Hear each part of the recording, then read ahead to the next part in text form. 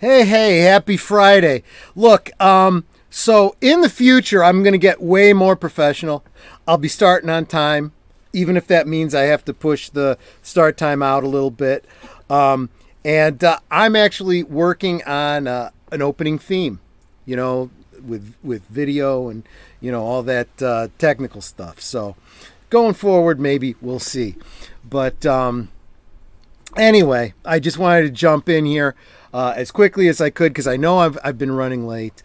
First, want to say hi to Matanui. I don't see your chat anymore, but you were first earlier this evening. I saw you. Thank you so much for being here.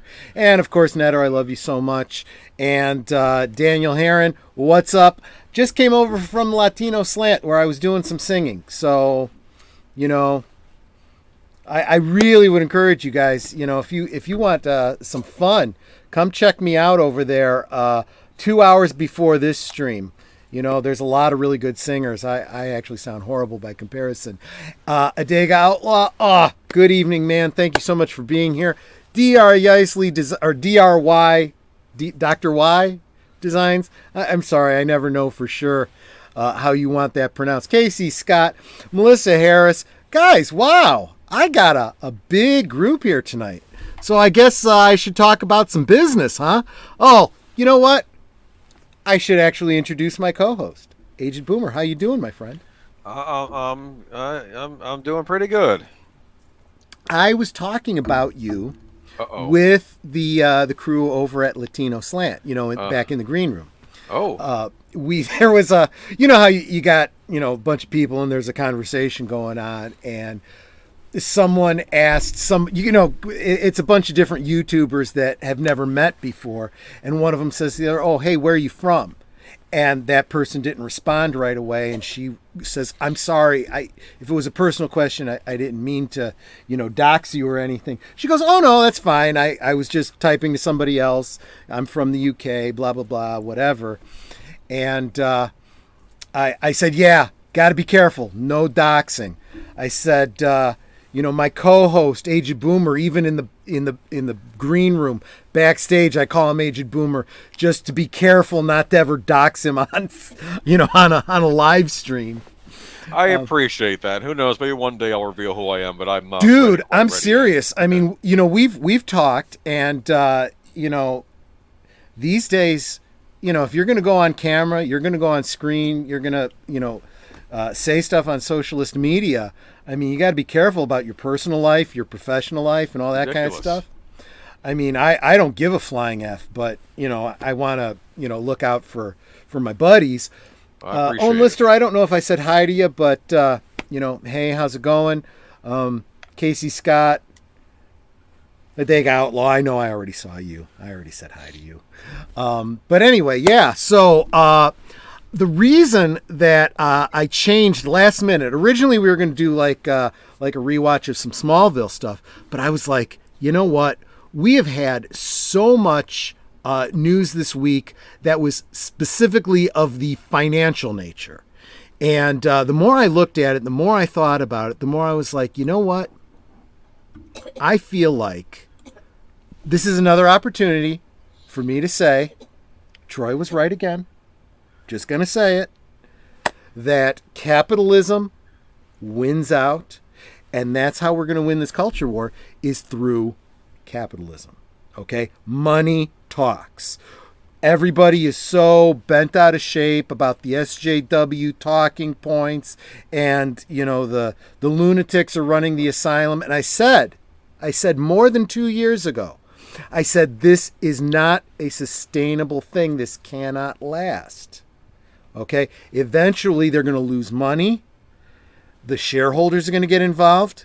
And sure enough, we see it happening. Yes, it's taken a long time. It doesn't happen like that. There's contracts involved. There's a lot of moving parts. It's the way I said it a long time ago, and other YouTubers have picked up this talking point. It's like a big ship with a tiny pin. You don't turn to avoid the iceberg like that, right? It takes a long time. So anyway, that's what I wanted to talk about. Feels like Disney's hitting the iceberg. Oh, dude.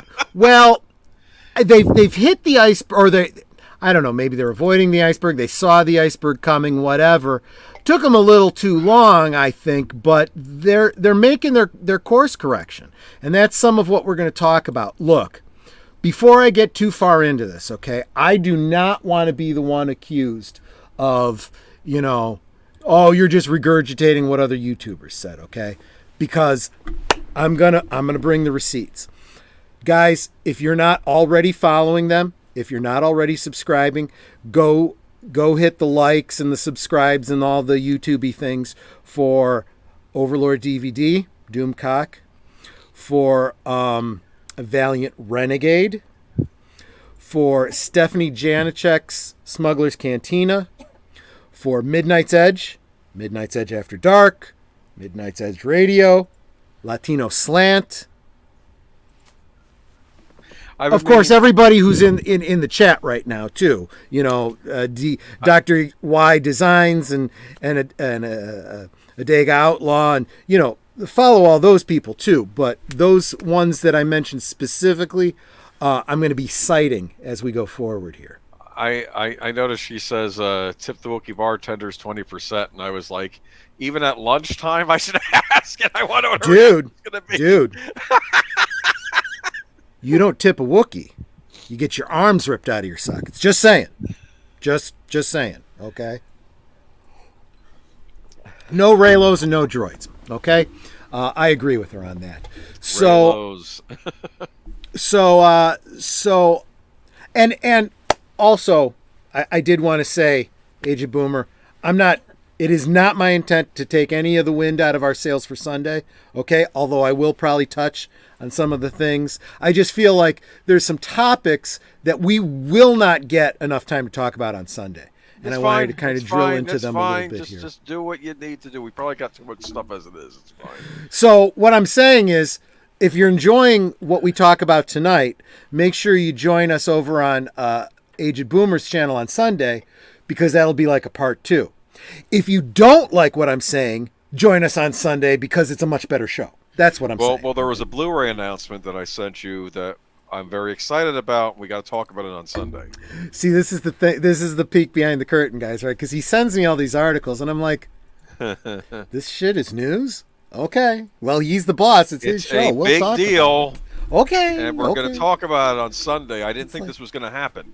You got to remember, I'm the guy whose Blu-ray doesn't work. I'm still working completely off of DVDs. Okay, I have to be honest. Can I just talk a little bit about Blu-ray players? Go ahead, sure. They're kind of a problem. Okay. I love how DVDs, especially toward the end of the DVD, of course, you can still buy a DVD player. They kind of figured out all the kinks. I kind of wish they'd do the same for Blu-rays. I've had Blu-ray players that have broken on me, much like early DVD players did. Right now, my best Blu-ray player I own is my Xbox One S. Okay, it's a game console. It's not the actual Blu-ray player. I have a Samsung from a few years ago. It's pretty good. I notice on some Discotheque anime releases, though, it doesn't register one of the soundtracks, but it shows up on the Xbox. So I don't know if that's a problem with the way they're bringing out their discs, or if my Samsung player is too old, or I don't know. Yeah. It's a pain. My problem was, unlike other drives, your CD drive, your DVD drive, whatever, you just plug them, play them, you go, Windows downloads the drivers, you're fine. With Blu-ray, they keep it very proprietary. So you don't just buy the drive, you then have to buy some other software to run it, which I did. I bought Nero because I was, copying and editing and doing all kinds of things with DVDs and whatnot, including I wanted to do with Blu-rays. Well, here's the problem. You keep updating, and my version of Nero stopped updating in 2015.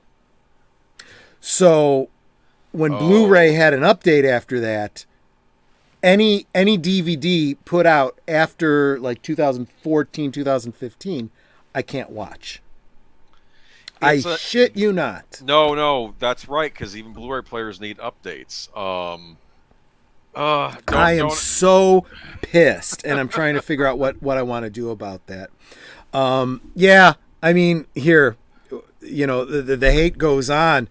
Owen Lister says, my old Blu-ray player once stopped working while I was watching Blade Trinity.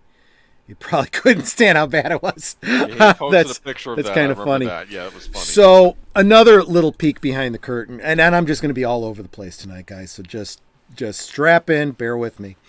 So I'm over on Latino Slant, right, where he has karaoke every Friday night, starting at 7 Central. I don't know what time that is. His time zone, that's Pacific. I mean, it's like early afternoon, I think, for him. Anyway, I'm over there getting ready with, it was 70s night tonight. I'm a kid of the 70s. I was all excited. I had my 2 70s songs ready. I actually had 4 songs in case, he didn't have enough people to sing. I had 2 songs. I had to drop one of them because some smart aleck, some guy comes in and sends a $10 super chat, says, I'm challenging Troy to sing Brandy, You're a Fine Girl. And I'm like, oh crap!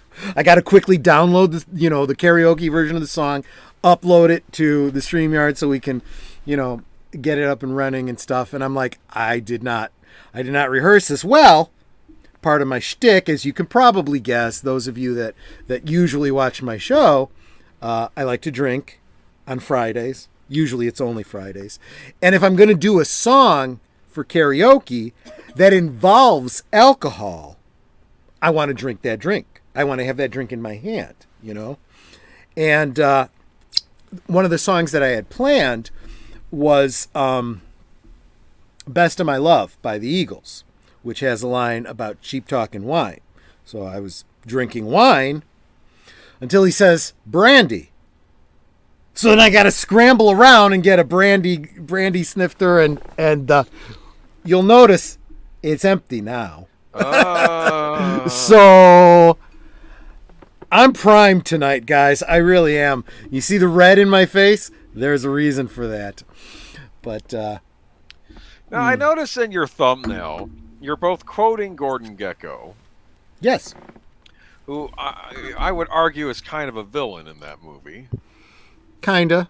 And then there was also the Leonardo DiCaprio character based on a real life person from Wolf of Wall Street. Oh man. Yep. He was horrible, but I was almost rooting for him at some point in the movie. Look, So bad. this quote is a good quote, especially for tonight. That's why I used it. The point is, ladies and gentlemen, that greed, for lack of a better word, is good. Greed clarifies, cuts through, and captures the essence of the evolutionary spirit. And this is what I have been saying for over 2 years, that if you own a business, if you run a company, especially a publicly traded company, okay, you need to make money. You need to make money in order to continue the business. Now, perhaps it's a labor of love. Maybe you just enjoy what you're doing. Maybe you have some ulterior motive, okay? You're trying to get some message out into the world. You're trying to get a product out into the world. You're trying to shape hearts and minds. That's fine. But if you don't make money, you will go out of business. It is unsustainable. And whatever your other ulterior motives are, they will collapse, is all I'm saying, okay? And that's all any of us, all of your favorite YouTubers, everyone you follow, me, Boomer, Stephanie Janicek, Midnight's Edge, Valiant Renegade, all of them, okay? All they are saying is, give us good product that we are willing to pay for, right? And if you want to slide a little message in there, okay, something about how women can do anything men can do, and don't discriminate against people because of the color of their skin, and what people do in the privacy of their own homes is nobody's business but theirs. Okay, fine. Just tell me a good story and put out something with great toys that I can buy, And I said that eventually it would come around, and as they started to lose money, the investors would come and say, this is not what we signed up for, and things change, and things are definitely changing. So let's take a look at what's happening with the investor call the other day. Okay, again, I'm not going to get too into the details. Honestly, I listened to that whole investor call.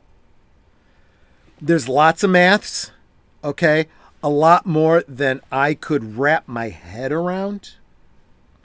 But I got the gist of what they were getting at. I got the idea.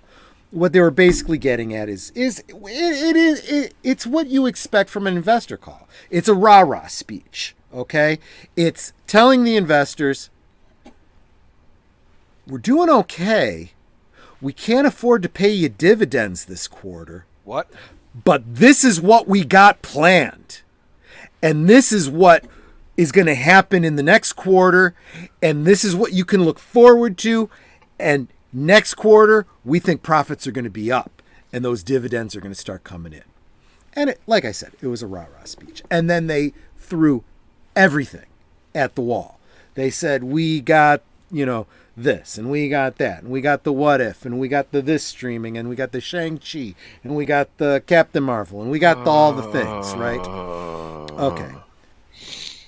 I know. I'm getting to that, Boomer. We'll I'll let you vent about that. But,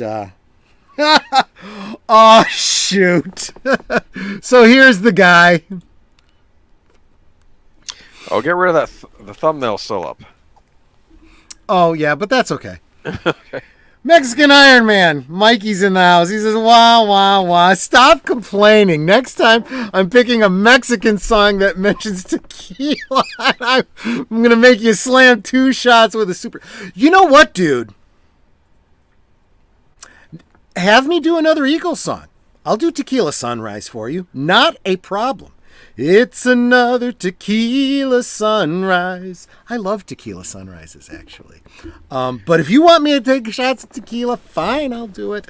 I was saying, obviously you weren't backstage at the time, Mexican Iron Man, but back in the green room at Latino Slant, I was saying, because of his brand, I would love to do a Spanish song, but I'm very intimidated, okay? Because Spanish is definitely a second language to me, and Latino Slant. It's like, if you mess up the Spanish, he's going to know. So I've been kind of intimidated to do that, but deal done. Tequila Sunrise is my favorite second Eagles song. So what's your favorite? What's your favorite song, Mikey? What's your favorite Eagles song? I love, I made a joke with my wife years ago when we were first dating and doing karaoke every week. I said, I do songs based, songs that were sung by people or groups that start with E. I do Elvis and I do the Eagles because they're both in my Hotel California, he says. Well, there's a problem there. Because as much as I love Hotel California, not really in my range. That's a hard one. It's very high. That's Don Henley, I think, right? That's on lead on that. And that's a challenge. I mean, on a dark desert highway. Yeah, see, I start really high.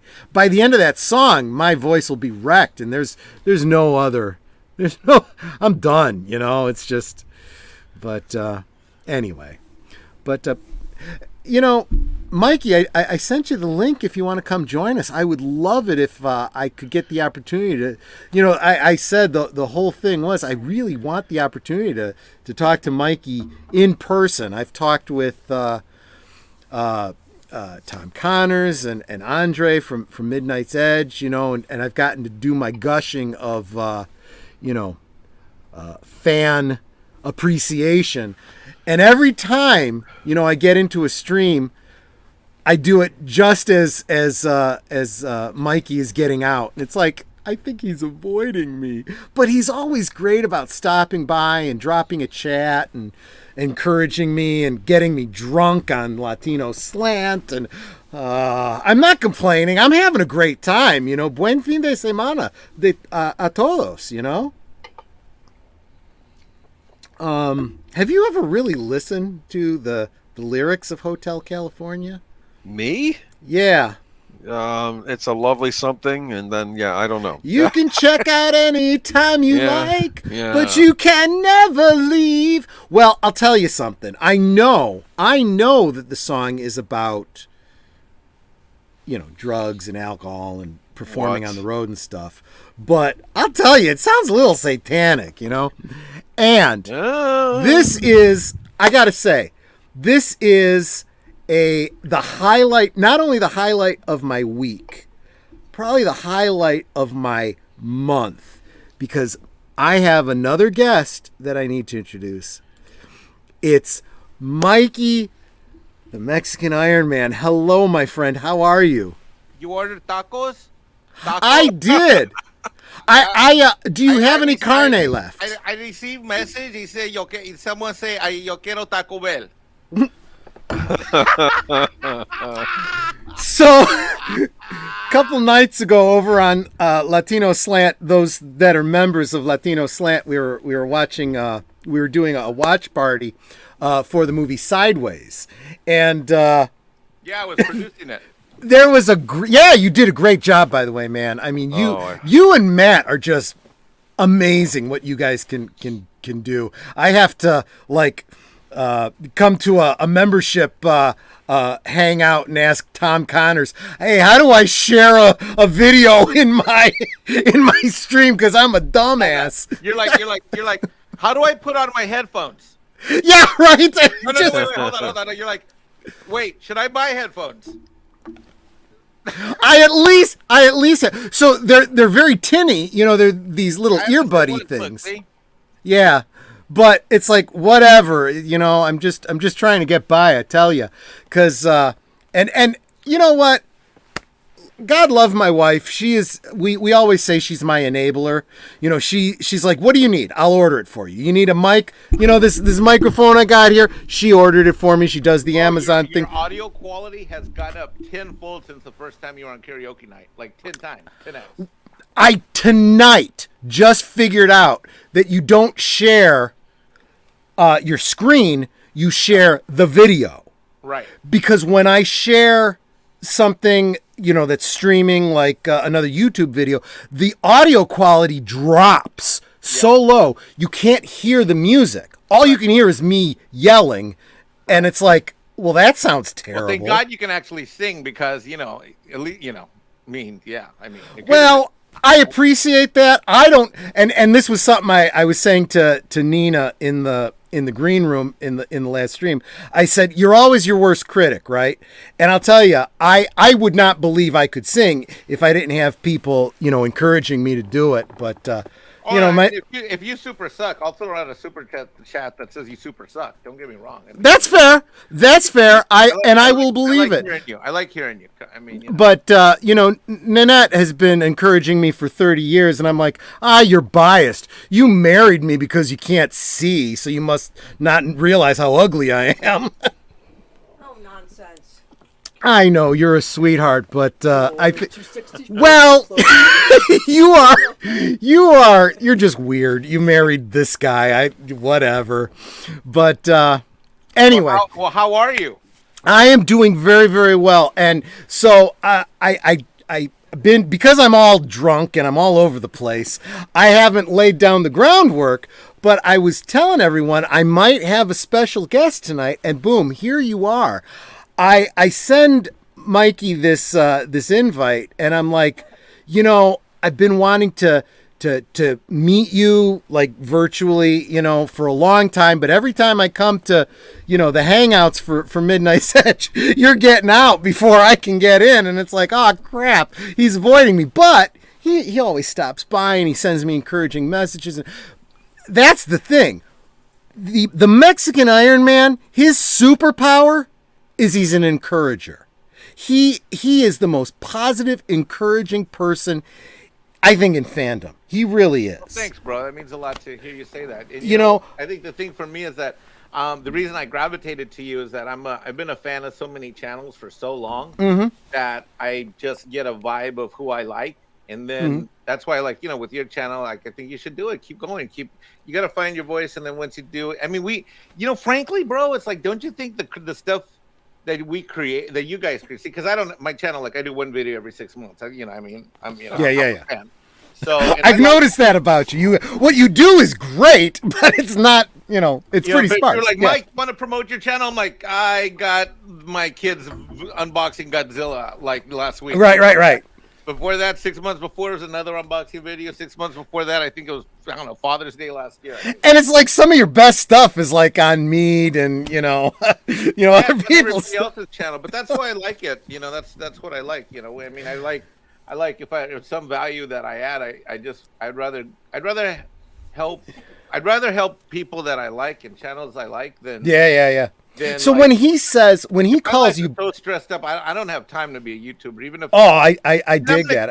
For God's sake, like you're like me. We're working stiffs, right? We work well. I mean, Boomer too. I mean, we work, full-time jobs, and this isn't a job. What we do, this YouTubey stuff, this is just social for us. I mean, and fun. Hello. Oh gosh, I'm sorry. I haven't given Agent Boomer, Mexican Iron Man. I've seen you guys before, so I just want to say hi because I feel like he's never seen me, but I've seen him on. I mean, that's Hello, the thing good to YouTube, see you. right? Exactly. I've heard you guys go back and forth about all kinds of stuff, but I've never, Right, Agent Boomer Sunday nights on his channel. We do kind of, sort of like what Midnight's Edge does, but we try to pack a week's worth of news. Boom, boom, boom, boom, boom, just to keep everybody up to date. I mean, it's the geeky geezers, and we also do. We try to do a good old day segment to try and keep things. At least we'll have one positive thing to talk about in the evening. So, oh my God, I miss typewriters. I am going to. I have for all the. Just today, I was thinking just today I needed a typewriter. I had these forms. I couldn't get them in PDF. They printed out. I couldn't get it to really? save in PDF. Speaking, I'm like, if I could just print it out, stick it in the typewriter, and type the thing up, I'd be done. Mikey, in real life, you're a tax guy, right?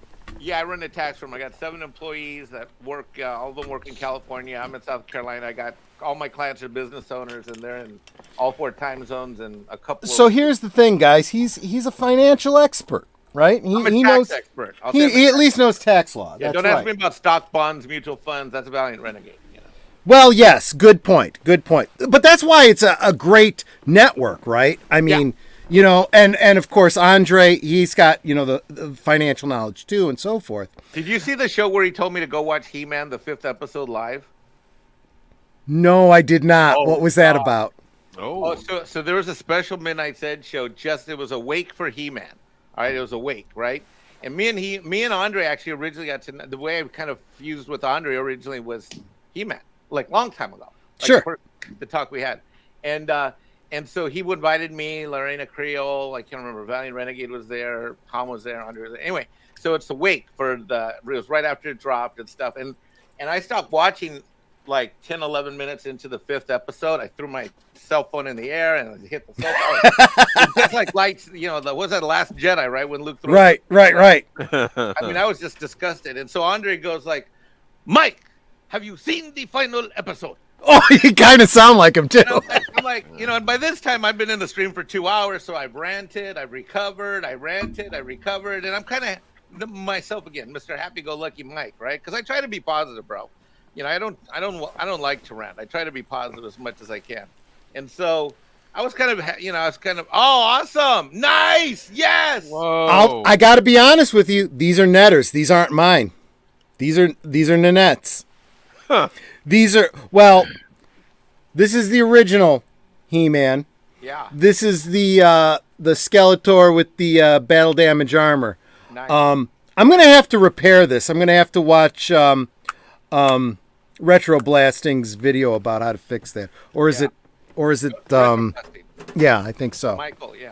Anyway, so Andre says Mike, and I said, no, Andre, I stopped like a minute 10 or 11. He says, okay, I will read super chats. Go watch it right now. And I'm like, now? And he says, no. Yes, come right back. And I'm like, okay.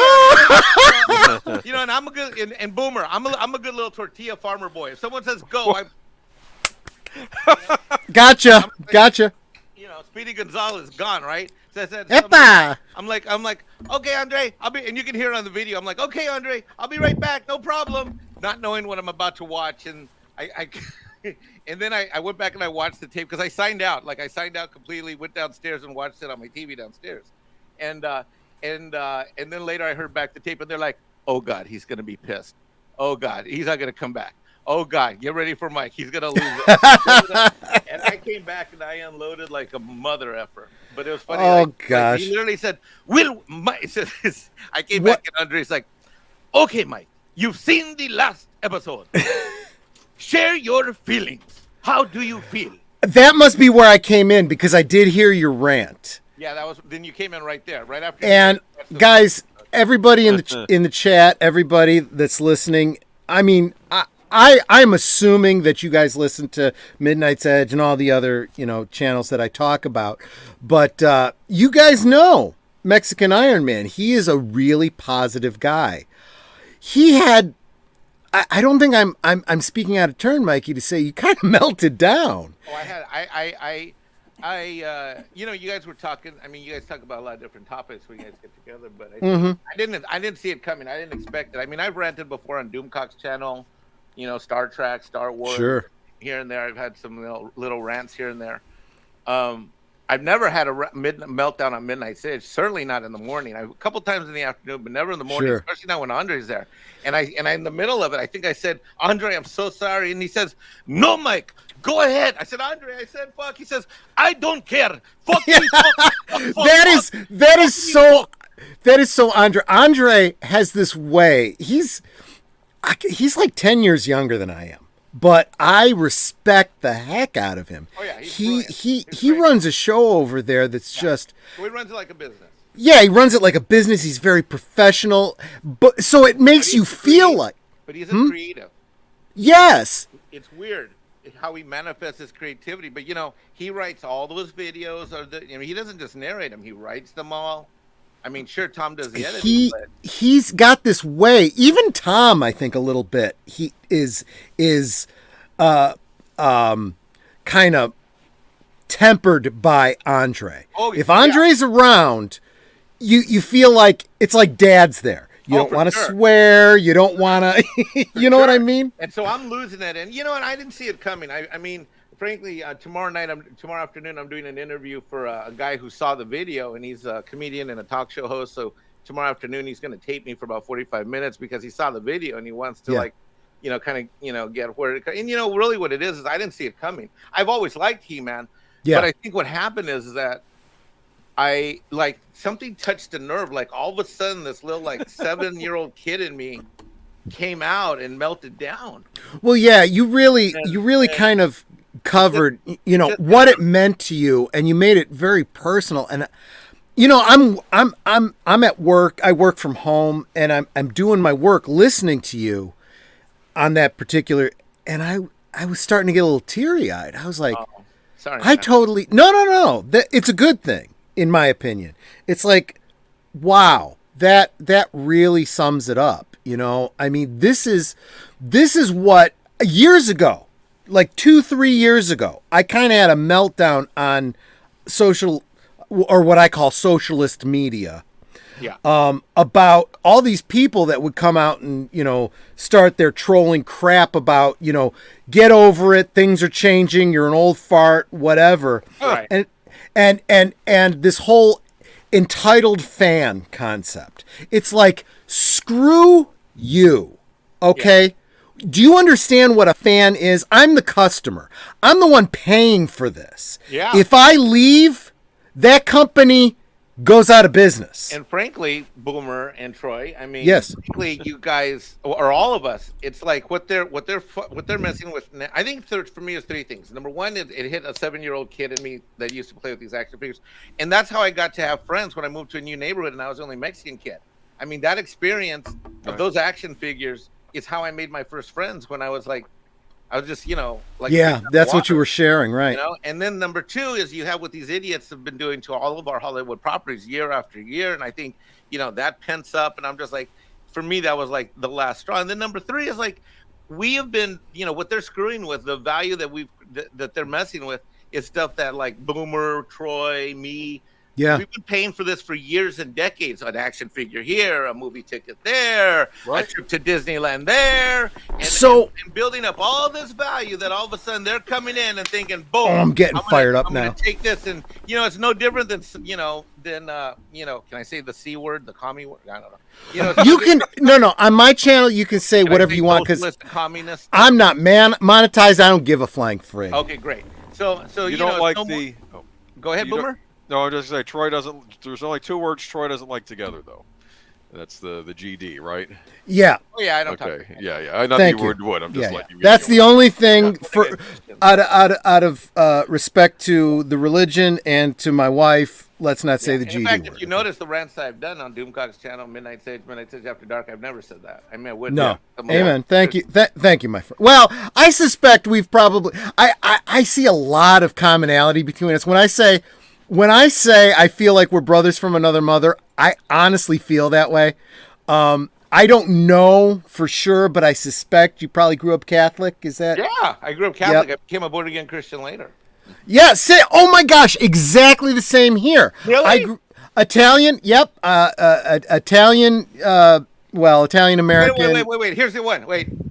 I'm a tortilla farmer. Were you a tortilla farmer too? No, that I was not. Okay, Italian. So You can't. so Tortillas- Latin Boomer. in the, Boomer, Hispanic education moment. Tortillas don't grow in the fields. Just I'm a tortilla. I picture you picking actual tortillas right. off. You imagine me Right? thinking like, no, we're gonna out in South No. Carolina. Do you remember? Oh gosh, in the '90s there was this Prince Spaghetti commercial where this woman was like lying about making fresh pasta and stuff, and she said, "Yeah, I learned how to make pasta from my uncle Martini, and we used to pick the pasta off the tree, and it would show pictures of her like out in a field picking pasta off spaghetti off of a Man, bush." that was an original joke. Oh no! There's nothing new under heaven, you know that. Yeah, But that's true. no, Italian. Fourth generation Italian American. My mother sent me to a Catholic school for grade school, so I had Sister Mary Butch. She had a tattoo that said "Born to Raise Lazarus." She'd pull out that yardstick, and I was scared. But oh no, I'm kind of not kidding. Do the grab the ear kind of thing. Wow, look at that. Oh yeah, noogies on the head. Oh yeah, Wow. it was And you intense. Still turned out this way. And or maybe that's why I turned out this way. I'm not entirely certain. But yeah, grew up Catholic. That was funny. Hold on. There you go. I gotta learn how to do that.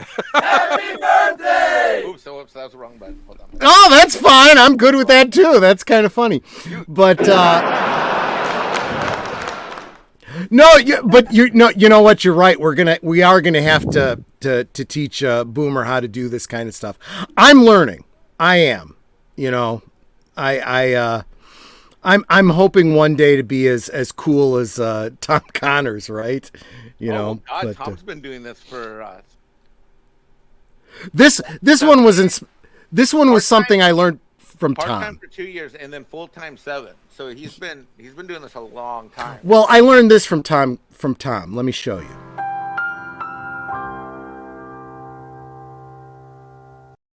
Oh, Yeah. I learned that from Tom. So I'm all set. I've actually got a whole bunch of things. The problem is that I can't use some of my favorites because we're all going to agree on everything. So I'm never going to be able to do something like this. It's amazing. You are 100% wrong. I mean, nothing you've said has been right. Oh wait, I got one for you. I bet here's when we disagree. You ready for this? Okay. Guacamole sucks. Prove me wrong. Wrong, wrong, wrong, wrong. Wrong, wrong, wrong, wrong. You're wrong, you're wrong, you're wrong. In fairness, I had to do that because See? my wife loves guacamole. So See, there you go. See, I'm allergic to guacamole. Are you really? True story. I'm a Oh, Mexican. Boomer, check this out. I'm Mexican and I'm allergic to freaking guacamole. I love guacamole. Crap, that would be like me being allergic to marinara. Exactly. Damn. Exactly. Holy crap. Dude, So it's like if I eat an avocado and when it's even in sushi, I mean, it's just I turn red, my lips get swollen, the cheek, I feel like there's all of a sudden like it gets, oh, so you're talking like anaphylaxis type of stuff. Oh, damn, that's scary. Yeah, don't mess with that. it's similar like to it, because how people get with peanuts and stuff. It's something like that. Yeah. No. I You can't do totally get guacamole. that. So it's funny because Mark, Mark the Infinitely Tired from Loki's Mornings of Mischief. Have you seen him around? He's Yes, I have. So he says that it's a joke that I'm a Star Wars fan because he says my Mexichlorian count is 0. I love that. That's brilliant. My Mexichlorian count is freaking 0. You like that? Oh, that's you can hear Netter laughing in the background there. That's crazy. So man. yeah, I've talked with Paulie about this too. I mean, Italian and Spanish are two completely different languages, but they're both Latin based. So, Yeah. when you say Latino, no, I'm not Well, Latino what in the experience classic we have in sense. common. but- I don't know about the great Mrs. Pacelli Netta or whatnot, but I mean, I tell you this much: being a Hispanic dude, I tend to pick crazy.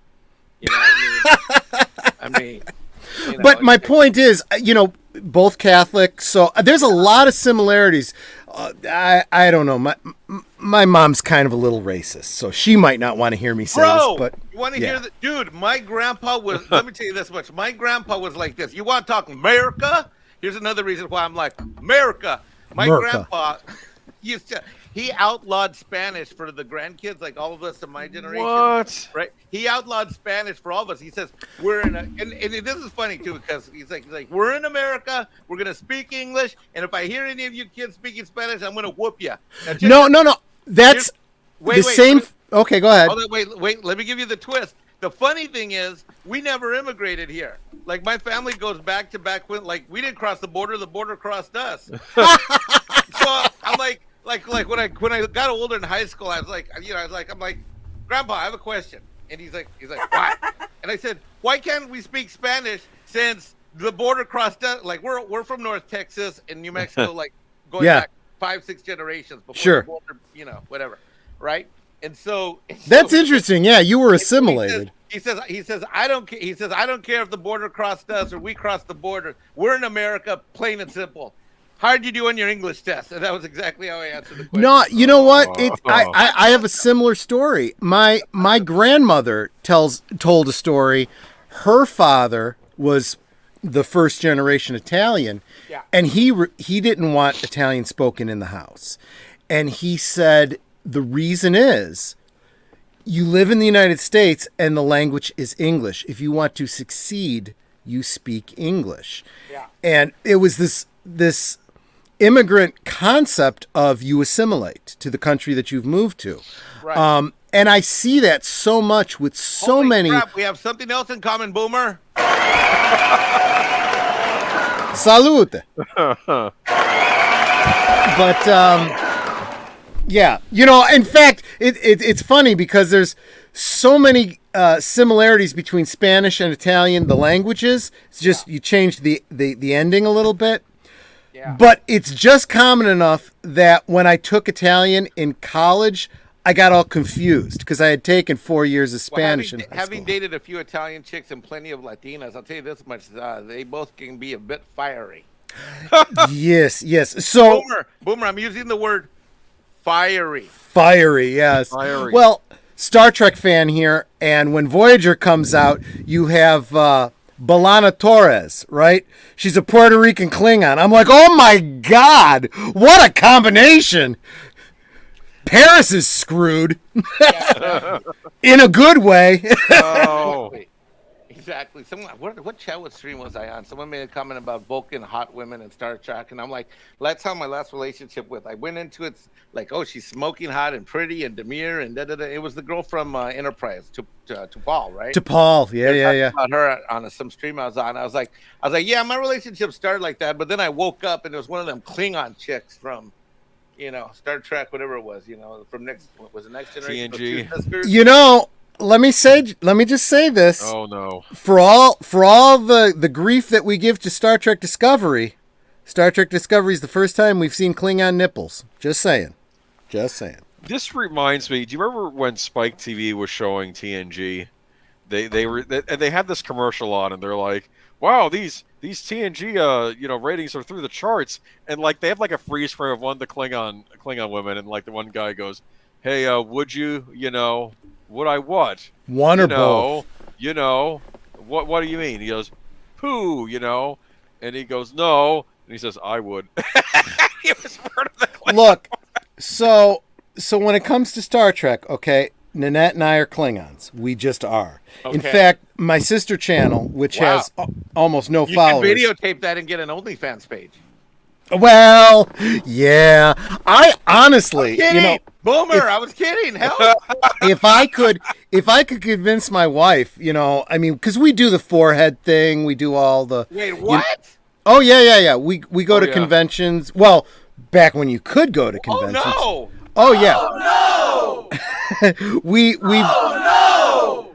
I am very well versed in 80s, 90s generation Hollywood makeup, so I do the foreheads and the noses and the whole bit. I said to Nanette, I was like, if you wanted to, we could totally do some boudoir pictures, and I could do like a spine and the feet and the chest makeup and stuff. You guys may not even realize, Okay, I have a sound that describes my inner voice right now.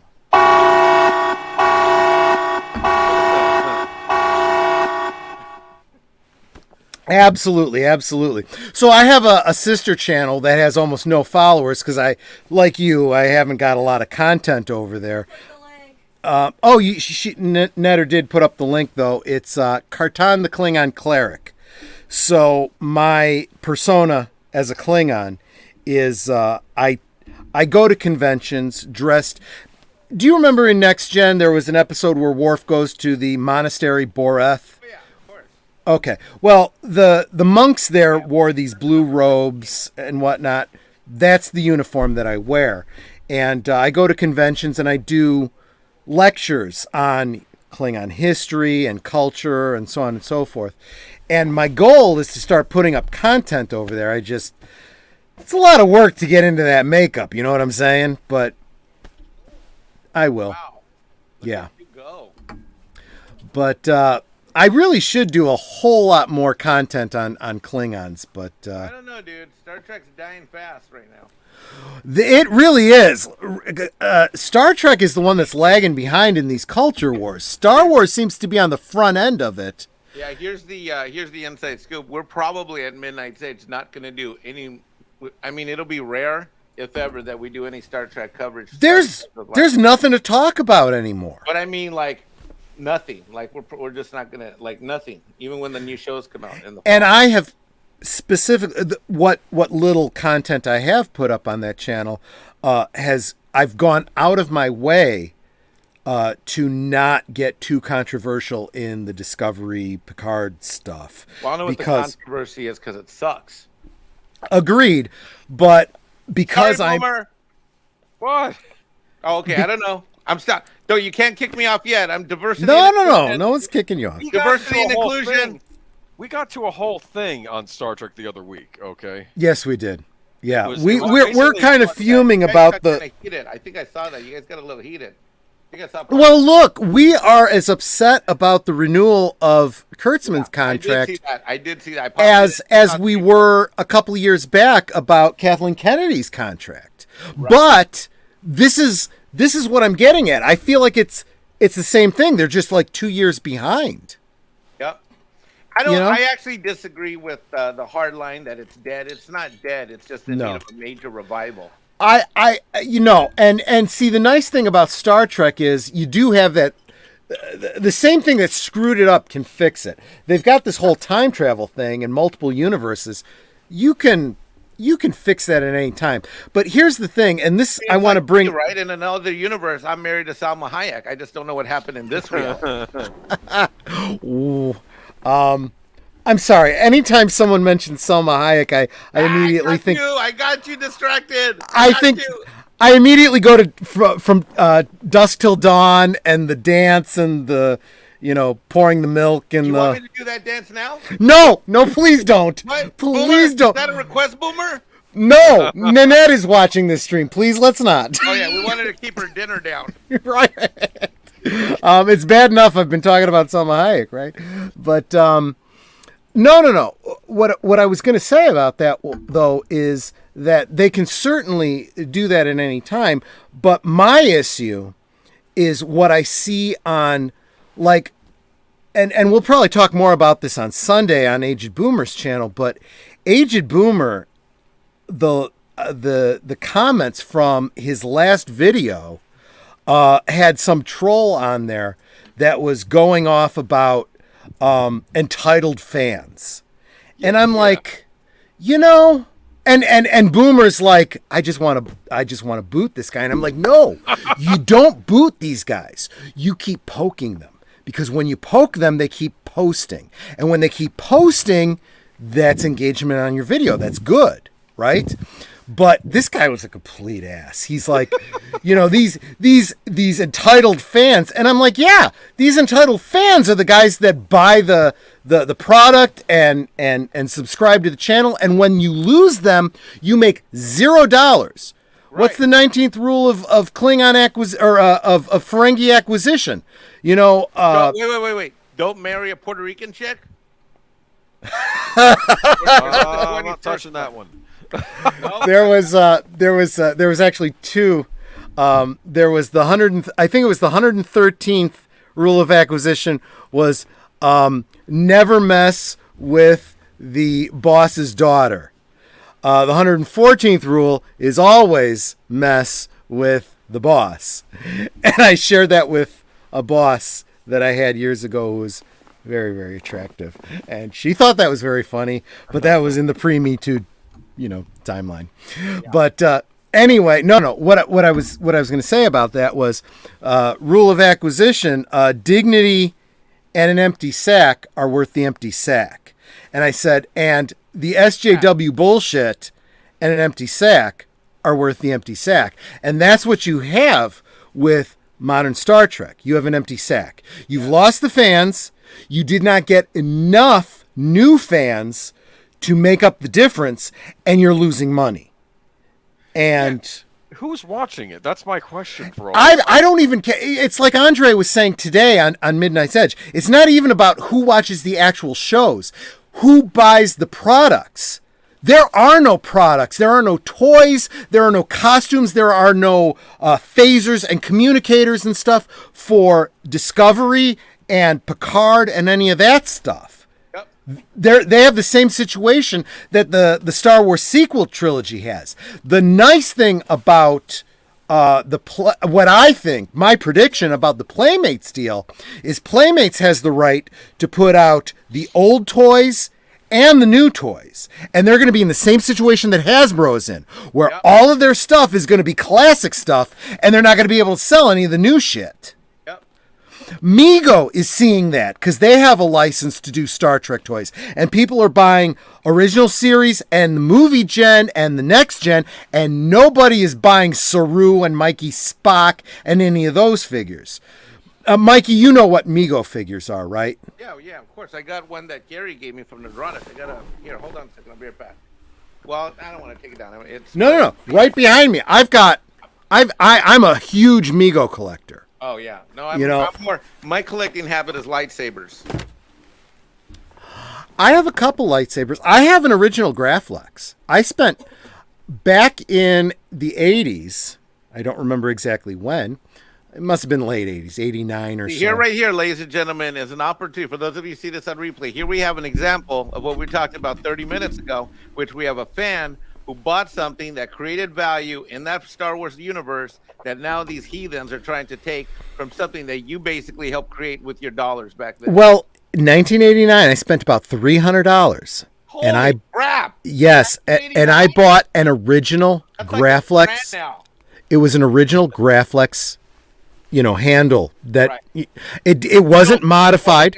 Hilt. Yes, the hilt. It was not modified.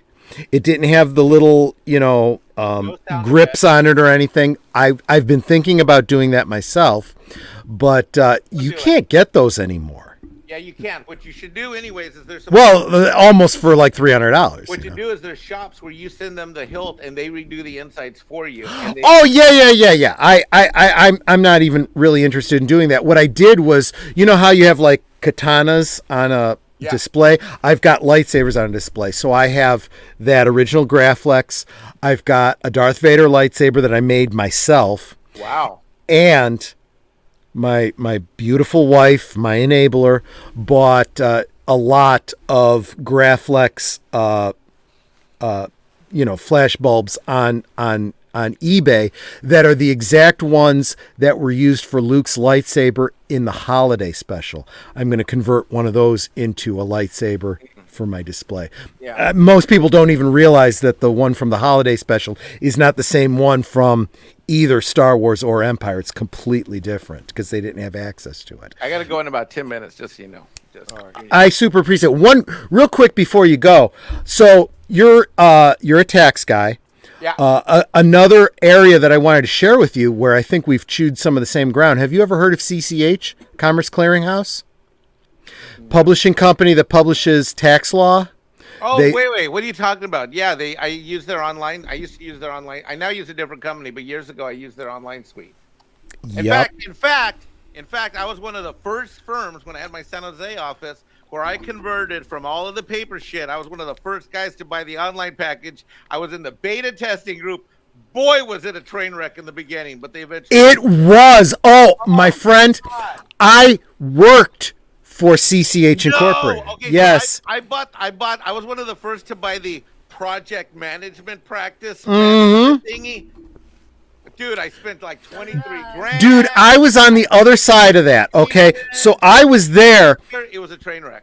But I was there doing order entry for people that got all of the binders and the updates, and if you called into me and you were like, I'm having problems with volume 3 of the master tax guide, I okay, let's go through it page by page, and I'd help you through it with the whatever.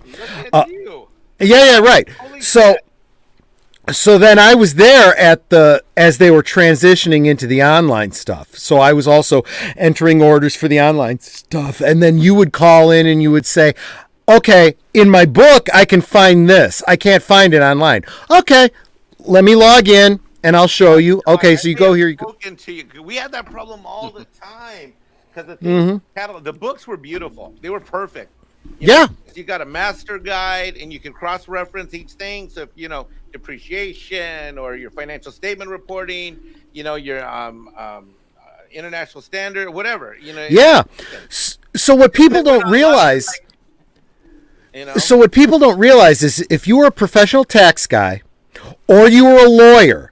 Okay, you had a shit ton of books that you used to get. An entire room just dedicated. Yes, all the time, and they would expire. Those guys, the tax law got updated every year, so you'd take those binders and those books and you'd pitch them, right? Yeah. You pull them out, toss, recycle, put the new set in. Right. Yeah. Well, what ended up happening, though, was a lot of people in Hollywood would pick up those binders and those old books and the Westlaw books, if you were a lawyer, really, really cheap. So to this day, if you watch a TV show where you got a lawyer and he's got a bunch of books behind him, they're one of two. They're either Westlaw books, which are the gold and green books, or they're the black binders that say CCH on them. Yeah, I remember. Because they were cheap. They could sometimes just pull them out of the damn dumpsters, So you're saying when I'm watching Matlock and they're the books behind him, it's going to be the out of date law book. And Nanette and I do this all the time. Whichever one of us is the first one. Look, Westlaw. Look, CCH. On the TV. But yeah. And then they made the transition about the time they were making the transition to the online version.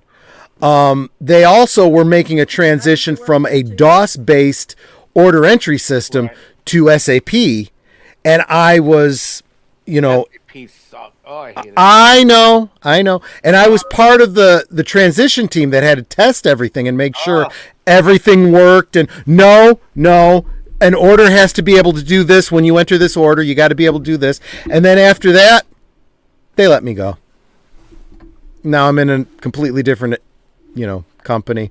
Well, if you want to do taxes, there's plenty of market for that. But it's not exactly the most exciting thing. I was just sharing because I wanted to point out we have chewed some of the same guy. Right? When I say brother from another mother, I am not shitting you. That's crazy. Yep. Wow. Even the We need a new lightsabers. tax guy. my wife is saying we need a new tax guy. Okay. Do you practice in Illinois at all, or do you do Illinois tax law? I'd have to register there. I'm not registered in Illinois. Oh, okay, yeah. Oh well. Illinois is one of the states you got to register, so I don't do Illinois, but I do a lot of other states. Illinois is a kleptocracy. Illinois is one of the states like New York. I don't practice in New York either anymore. I don't blame you. Expensive, so I dumped the client. New York and Illinois have something in common. They are kleptocracies. They are governments of thieves. Yeah. I got to get out of this state, my friend. And now California. I'm so happy that I left. My life is so much better. I can't even believe Yeah. it. California's the other one. Where did you move to? I'm in Hold on. I was in South Carolina. I'm now Southern Gentile Mexican Iron Man. Hold on. Watch. Let me show you about my I'm in transition, Boomer. He's transitioning. Getting him. What? I is Southern Gentleman Mexican Iron Man. Oh, that's funny. I have done. He's a Kentucky Fried Latino. Oh man. Boomer, I have traded in the pack of tacos, and I am now a Kentucky Fried Chicken Mexican Iron Man Southern Gentleman. I say, I'm so glad I had the Mexican Iron Man my show today. Hold on. And then when I go to wait, hold on. If I have to, so when I go to Echo Base Network tomorrow, I'll have this one up. You see that one? So that's my. Oh yeah. And then I dig it. So when Daryl the Derelict, Daryl the Derelict, have you heard of him? He just sang tonight. Yeah. Okay. Nice. Tex-Mex Mexican Iron Man. Giddy up. Hey y'all. Oh man, you I tell you. It is so hot down here in Texas. I'm hotter than a June bug on a Georgia peach in the middle of August. Nanette and I have talked about the possibility of Texas. Texas is starting to look like the state. I mean, between the taxes and the gun laws, I kind of want to be in Texas. Guess what happens on August 16th? What happens on August 16th? We're open carry, a concealed carry. I heard about that, dude. I am so fired up about that for you guys. I am we have cases out of Illinois and New York contesting the whole concept of FOID cards. Yeah. My wife and I are both FOID card holders, but we're hearing from all of our friends that are trying to get concealed carry, it's a frickin' nightmare. And I'm like, this is frickin' ridiculous. What part of shall not be infringed do you not understand? Exactly. And I mean, it's okay. So for everyone that's following, I talked about all the different geeky channels to follow. If you have any interest in the law, I recommend following Viva Fry.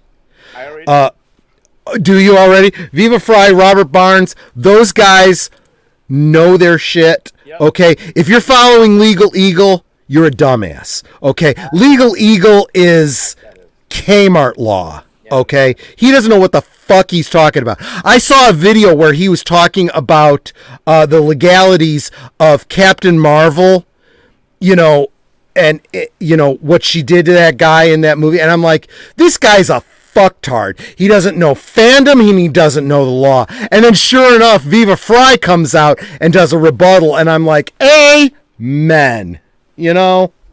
Hey, I gotta run. My kid's going to sleep. He was it's a little late. okay. Dude, you have been too kind to spend as much time as you have with me. He lives in another state, so I got to iPad him, and Gotcha. he lives in Connecticut. Family's important. Go do what you got to do. I'll visit you again. I'll come visit you again. Mikey, I super appreciate you being here. When you say brother, when you call me brother in the stream, I take that very seriously. I really feel that, man. And you know what though? You should go to the next. You know, Gary was saying that he's going to have a meetup in Texas when he gets there.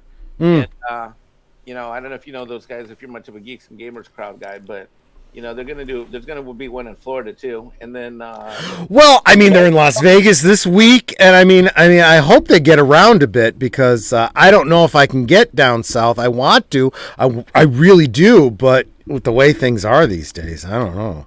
Yeah, that's true. Good point. Well, down here in South Carolina, where it is the land of the free and the home of the Mexican brave, don't worry about that.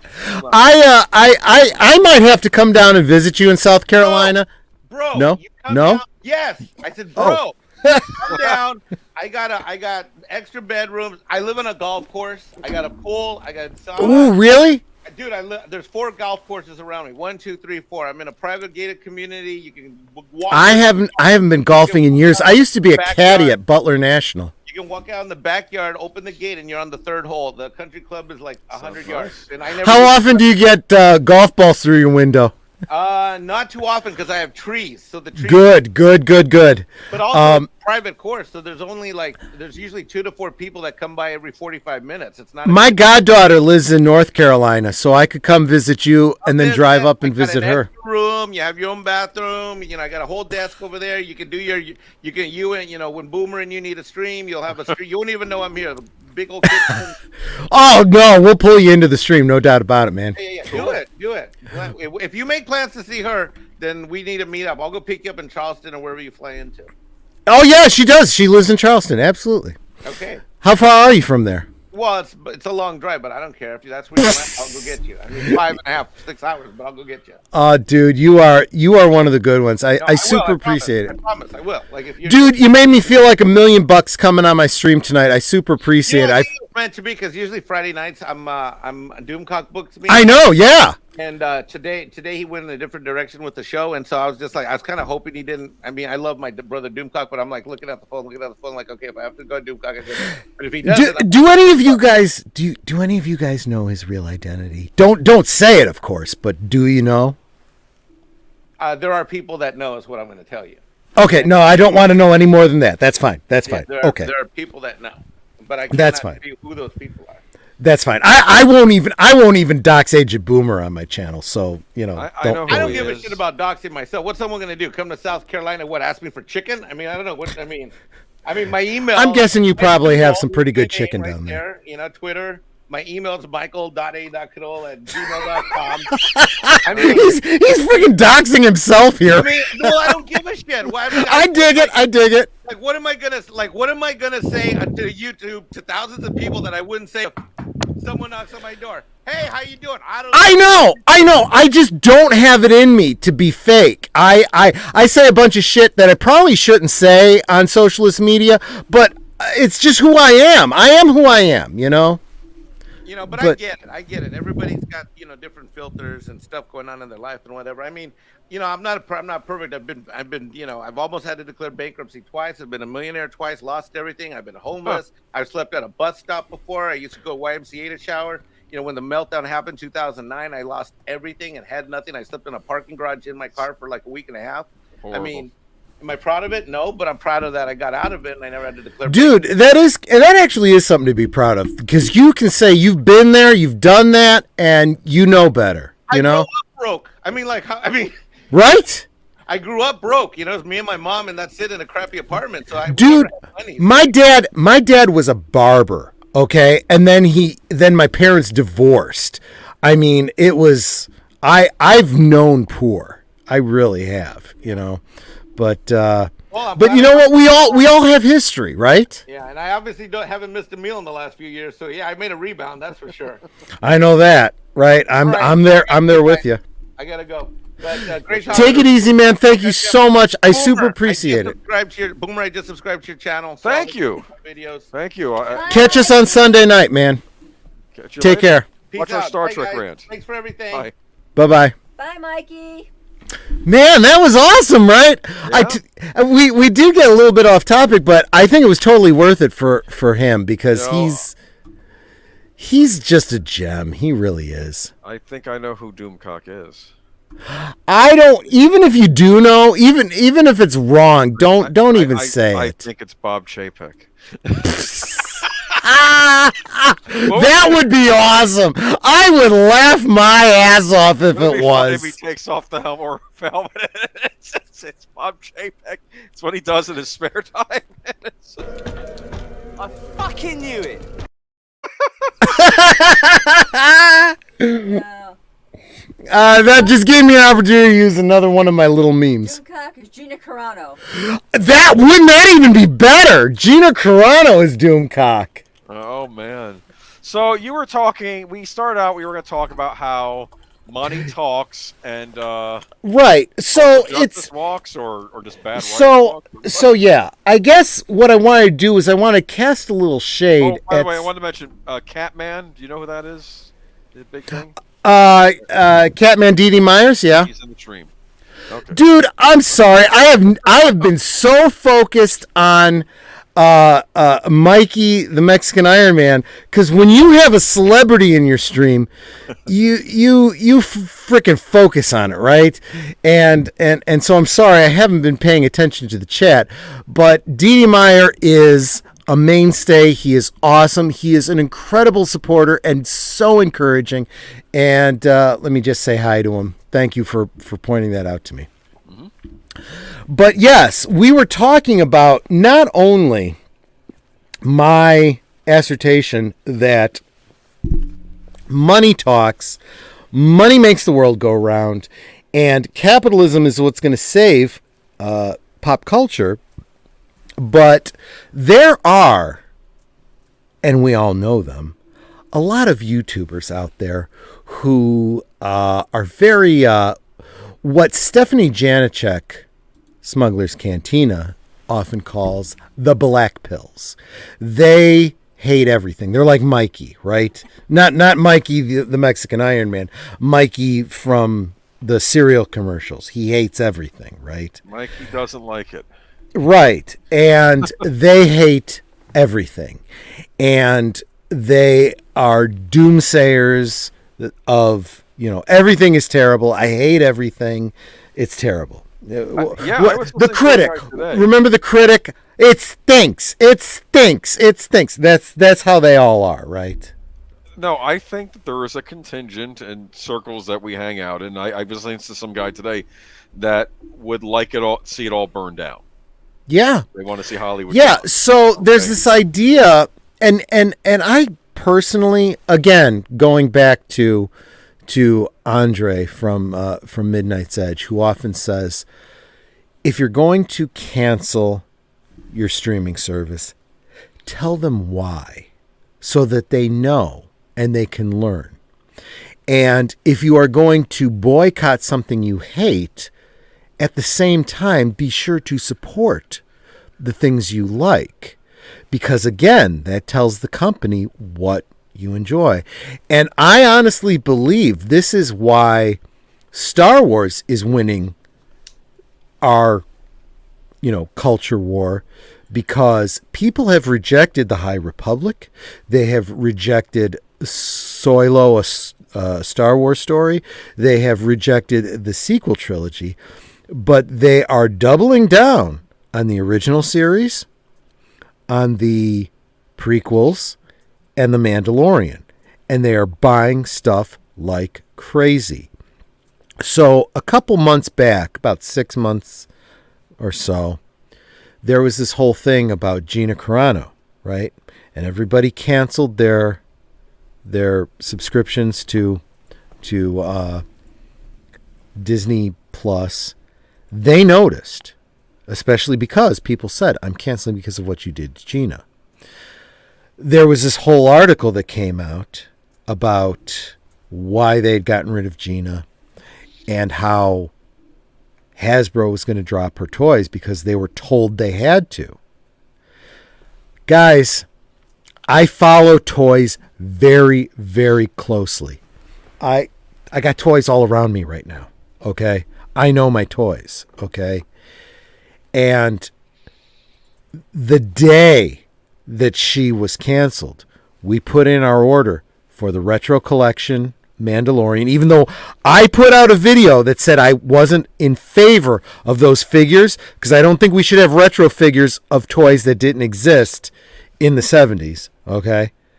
You know, this idea of Mandalorian figures in the style of the 70s, I wasn't in favor of. Give us Return of the Jedi, give us Empire Strikes Back. Don't give us Mandalorian, but whatever. We ordered Cara Dune retro figures. And guess what? That order was not canceled. We ended up getting those figures. Cool. Okay. I just ordered from Tungori.com the vintage collection not Gina Carano, Cara Dune figures. They'll be here next week. I'll do a video about them just to say, hey guys, they're out there. Oh, that'd be neat. Yeah, do like yep. They just somebody, I think it was Spectre Creative or somebody, I don't know, somebody who does toys just did a video pointing out that Lego just put out a Mandalorian set that has a Gina Carano figure in it. Guys, they know what makes money. The Civil War at Lucasfilm, not Disney in general, but Lucasfilm specifically, has been won. Favreau won because he makes money. I'm just saying. Oh, Bud Boy's in the chat. He says Hollywood sucks. Just saying. Bud Boy, thank you so much for being here. One of these days, I want to have you on the show. If you're willing to stay up late and join me. We just had Mikey, the Mexican Iron Man, on, just because. Let's be honest. I want to have the celebrities on my channel if I can. Okay. I mean, I'm not hiding what I'm doing. Okay. I want to have people that I admire on my channel because you guys are awesome. You know, we've had Stephanie Janicek, we've had Mexican Iron Man, we had Max World Entertainment, and if I can get Bud Boy Productions on here, guys. I'm a fan of Bud Boy Production. Let me just say, got his mug right here. This is what I'm going to be looking at when I drink my morning coffee, and I'm good with that. D.D. Meyer, I see him on every channel that I follow. He's over there blowing some smoke for Bud Boy. He's over on Latino Slant. He's over on Max World Entertainment. I see him on Midnight's Edge. This is a real community. And so when I see these Hollywood types pissing all over the fans, all of these people that I just said in the past 5 minutes, these are the people they're pissing on. This community that we have here are the ones that they're pissing on. I'm just saying. Yeah. I'm just saying. And this is why they lose money. Okay, so let me see if I can pull this up. I actually saved a screenshot. Let's see if I still have it. Here it is. Let me bring this up to my my screen. Let's see if I can zoom in on this. There we go. And I'm going to share this. Give me just a second. I didn't get a chance to ask Mexican Iron Man if he liked biscuits and gravy. I was going to ask that. Oh, jeez. That's like Oxnard. He's in South Carolina right now, right? He better like them biscuits. Well, actually, would they eat that in South Carolina? I don't know. They may do. I have no freaking clue. I got to be honest with you. They should eat it everywhere. Share screen. Okay. So here we go, guys. So we just had the financials, the third quarter financials from Disney, right? And here I just pulled up the year to date. Okay, and here's what's very important to look at. This date, January 11th. That's the day after they put out that stupid article about Gina Carano. That was June 10th. And look at what happened. It dropped and it dropped and it dropped. And then it suddenly started going up, right? And I don't have any inside information. I can only speculate, but my speculation lines up with what Stephanie Janicek said. She said, I bet you that these were people in Lucasfilm, in Disney, that were buying stock just to inflate it. But you can't sustain that, right? So it starts falling. It starts falling again. Okay? And it goes up and down. It goes up and down. Mm-hmm. And then here is August 12th. That's 2 days ago or a day ago, depending on what time zone you're in right now. That was the financial call. And what's happening? It's going back up again. Why? Because they put the spin on. They said, this is what we're planning. They gave a rah-rah speech. So people are buying stock. By the way, this is also where Nanette and I sold our stock in Disney. Uh-huh. We had to pay taxes on that this year because we actually made some pretty good money. That's good.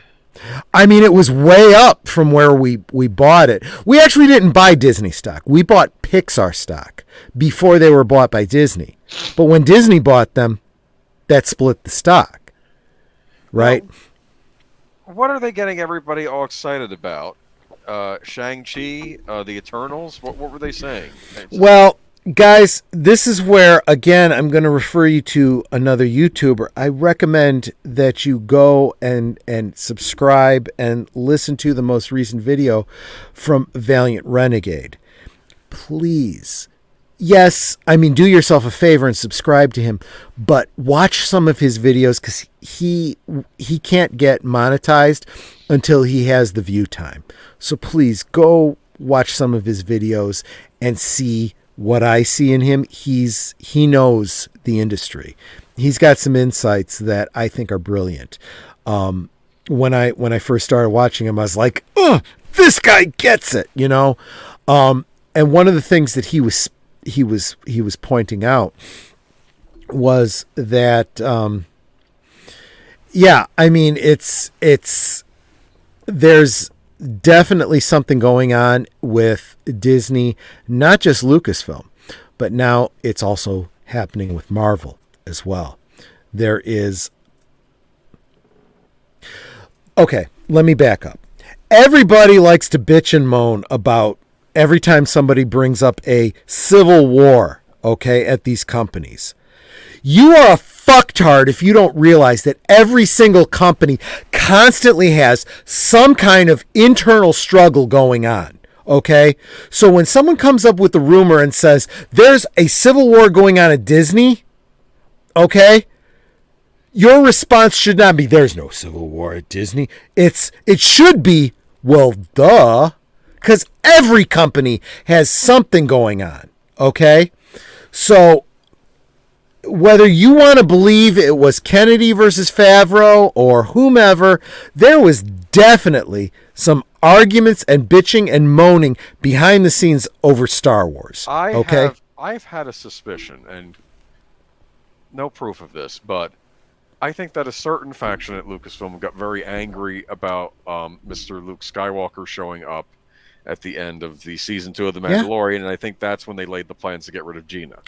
Yep. To hurt the show, and I think it was mainly made to hurt that show. So I have made the comparison to those of us who don't know people that work for Disney, okay? We're all just kind of watching the news and kind of gleaning what we can from that, to guys in a cave trying to figure out what's going on outside in the rest of the world based on shadows on the wall.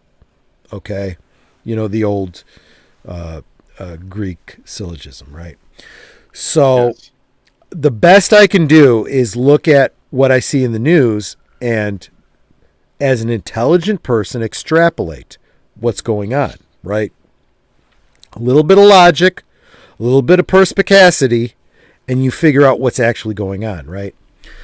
So you see what Favreau is doing, and you see the sequel trilogy, and you see them not lining up, okay?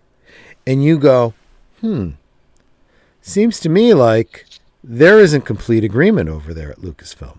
Well, no shit, Sherlock. No company has complete agreement. There's always going to be multiple factions fighting over the future of the company.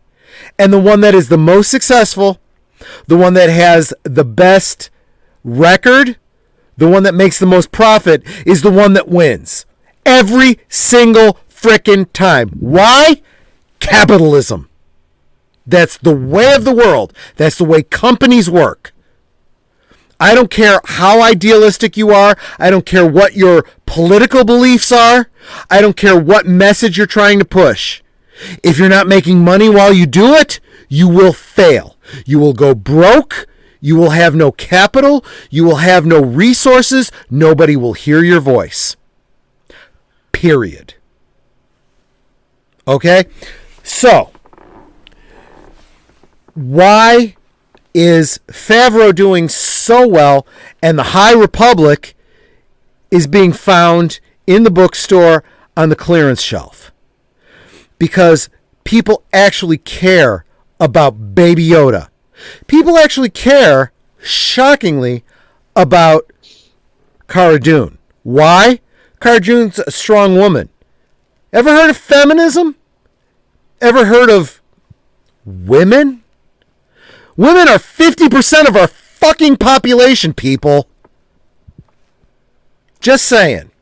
Okay? You know, you want to bring women in? You don't bring women in by making Mary Sue characters that everybody hates. Okay? You bring in women fans with characters like Princess Leia, like Padme Amidala, and Cara Dune. Well, I'm sure the High Republic, though, it just take a little while to get started. You know, it's going to build its audience over time, right? It's about reaching the kids and all that, right? You're a smartass. You are a smartass. You are so full of shit. You have optical rectomentitis. You know what optical rectomentitis is? It's when you're so full of shit that it presses on the optic nerve and you get this shitty outlook on life. Oh, anyways. What was I going to say, though? Actually, so look at this. Look at this, though. Okay. Look at. Can you see my cursor? I don't even know. Can you see my cursor? I don't think okay. I can. Is it white? So I'm pointing at the day before Gina Carano got fired, and it's still higher than where we were yesterday. Okay. They have just gotten up to the stock value of the day before they fired Gina Carano. Okay? Yeah, you got all this up and down, all this, but if you were to draw a straight line, this is where we are, guys. You know, yes, it's on the uptick. And you know what? Honestly, I hope it stays on an uptick. I hope that the investors continue to invest and that positively reinforces them to continue to make good Star Wars and Marvel and whatever the hell else. We'll get to Marvel in just a second, Boomer. But they continue to make good stuff, okay? And we get more Mandalorian, and we continue to get the Bad Batch and the Rebels and I don't know. We may even see an Heir to the Empire in live action. I don't know. Just speculating. Maybe. I know that Favreau and Filoni would love to do it if they could. So it's a firm possibility. But okay, let's put a pin in Star Wars. Star Wars, that war is won. Kennedy's on her way out. Favreau is on his way up. Okay? Let's jump over to the Marvel Cinematic Universe. Kevin Feige Everybody loves Kevin Feige, right? He's the guy. He's the guy that's been running this Marvel Cinematic Universe, right? Wrong. What did I say earlier? Wrong, wrong, wrong, wrong. Wrong, wrong, wrong, wrong. You're wrong, you're wrong, you're wrong. So, Scrubs is now considered a problematic comedy show. I don't give a crap. So, I'm sorry. This may not be popular with all of you that think Kevin Feige's great, but you don't need this shit anymore. Never mind.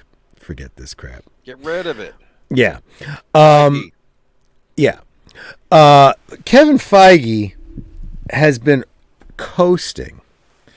The actual architect of the Marvel Cinematic Universe, the person who planned it out, who did a bunch of movies and kind of pointed them towards each other, okay, was Jon Favreau.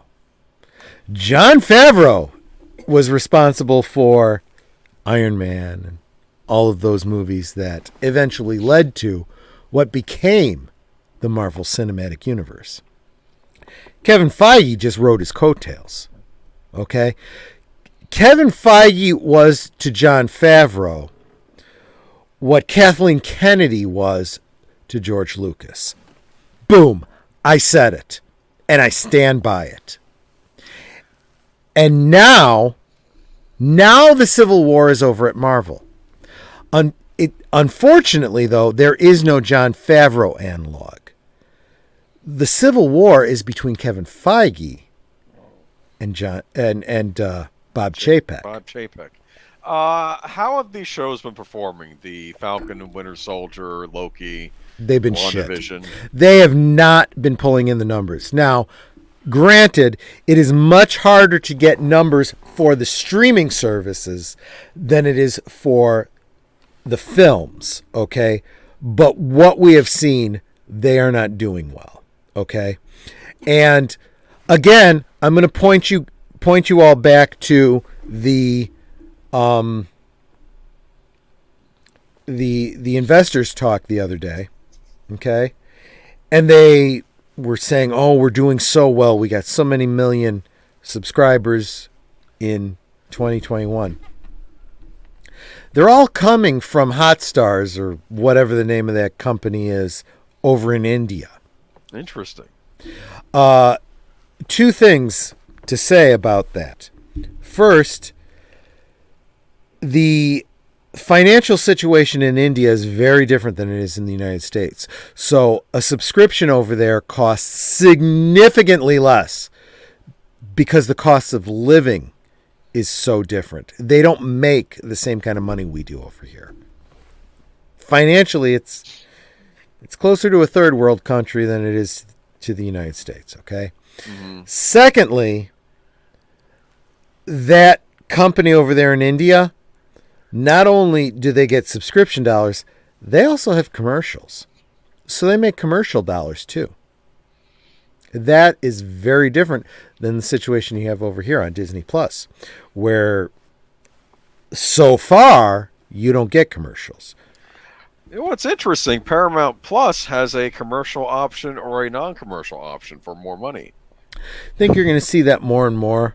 Think it's going to happen with Disney? One of the things that Valiant Renegade was saying, and I've heard some other YouTubers say this too, the whole idea of, one size does not fit all. So they may have lower tiers where you get some commercials, but you pay a lower price, or you pay a higher price, a premium price to not have commercials, whatever. There's already the situation where you have more people in your house, more televisions, more whatever. You might pay a higher price than somebody else. If you want to get the high definition as opposed to just the 720 or whatever. You mean the 4K versus the regular high definition? Yeah. And you know what? That reminds me of another thing on the HBO Max side of things, streaming service. Tom Connors was talking about this on Midnight's Edge. He made an excellent point. He subscribed to HBO Max. Was it HBO Max or one of the other HBO? I don't know. They've got all these frickin' services. I was bitching about this 6 months ago. HBO's got all these frickin' services that are not compatible, that don't cover all the same shit. There was HBO Plus, but that's not the same as HBO. Fuck them. The fact that they did not combine those. If they had combined all of their fucking services into one, they would be winning this frickin' streaming war right fucking now. But I don't know what the hell they're thinking. It was HBO Plus, HBO Now, and HBO Max. Regardless, though, none of those apps for those services work. Tom was saying that he subscribed to one of those fucking services, and he was paying to get the 4K download or stream or whatever, and it would keep crashing on him, and he couldn't watch a fucking movie. He said he would have been better off. He didn't say he did this. He said he would have been. He would have been better off going to the high seas and downloading the 4K version and watching it than watching it on the service he was fucking paying for. You know, it's interesting. The other week when I was watching Evil on Paramount Plus, it was like all garbled and stuff. And usually it's these things like if you're watching something on the satellite or watching something online, you get like the pixelation and it's distracting for you. But with this, it kept happening in the same spots. Even when I rewound it, I'm like, did they upload a bad file? I don't know. I haven't watched another episode since. I haven't gotten a chance to, but I'm curious. There's a couple different problems, okay? And they need to address them all. Well, not all of them they can address. So one problem is the infrastructure for internet. The United States, for all of its blessings and benefits and first world issues, is way behind when it comes to internet. Okay? We have a shit infrastructure for internet. That has nothing to do with any individual company other than your internet carrier. Okay? Put that aside. Okay? They say one of the problems was we were one of the first to get the internet, but that means we didn't get the best internet because other countries. They say Eastern Europe actually has very good internet. Yep. They're not necessarily you hit it right on the head, Boomer. That's exactly what I was getting at. So put that aside. That is not Disney's problem. That is not HBO Max's problem. That's our infrastructure problem. But be that as it may, you have different streaming services with different apps for accessing their service. Disney's is pretty good from all accounts. Many of them. Netflix, I guess, is really, really good. But HBO Max is shit. And they need to sort their shit out. They really do. For all of their acquisitions and all of their money for creating content, they need to start paying programmers or coders or whatever they need to do to fix their fucking apps. Oh, Catman has a comment. Want me to read it? Okay. Yeah, please do. Don't think they know what they're doing. Don't like there's not a streaming service with everything on it. Let me see. Hate all these different services. It's like paying a cable bill. Yeah. Yeah.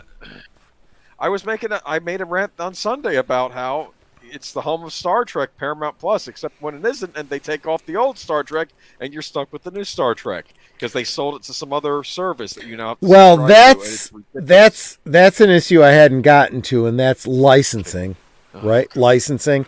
Who is carrying the product? Look, if you're Disney, you own all the Disney movies, all of their back catalog, all the new films they make.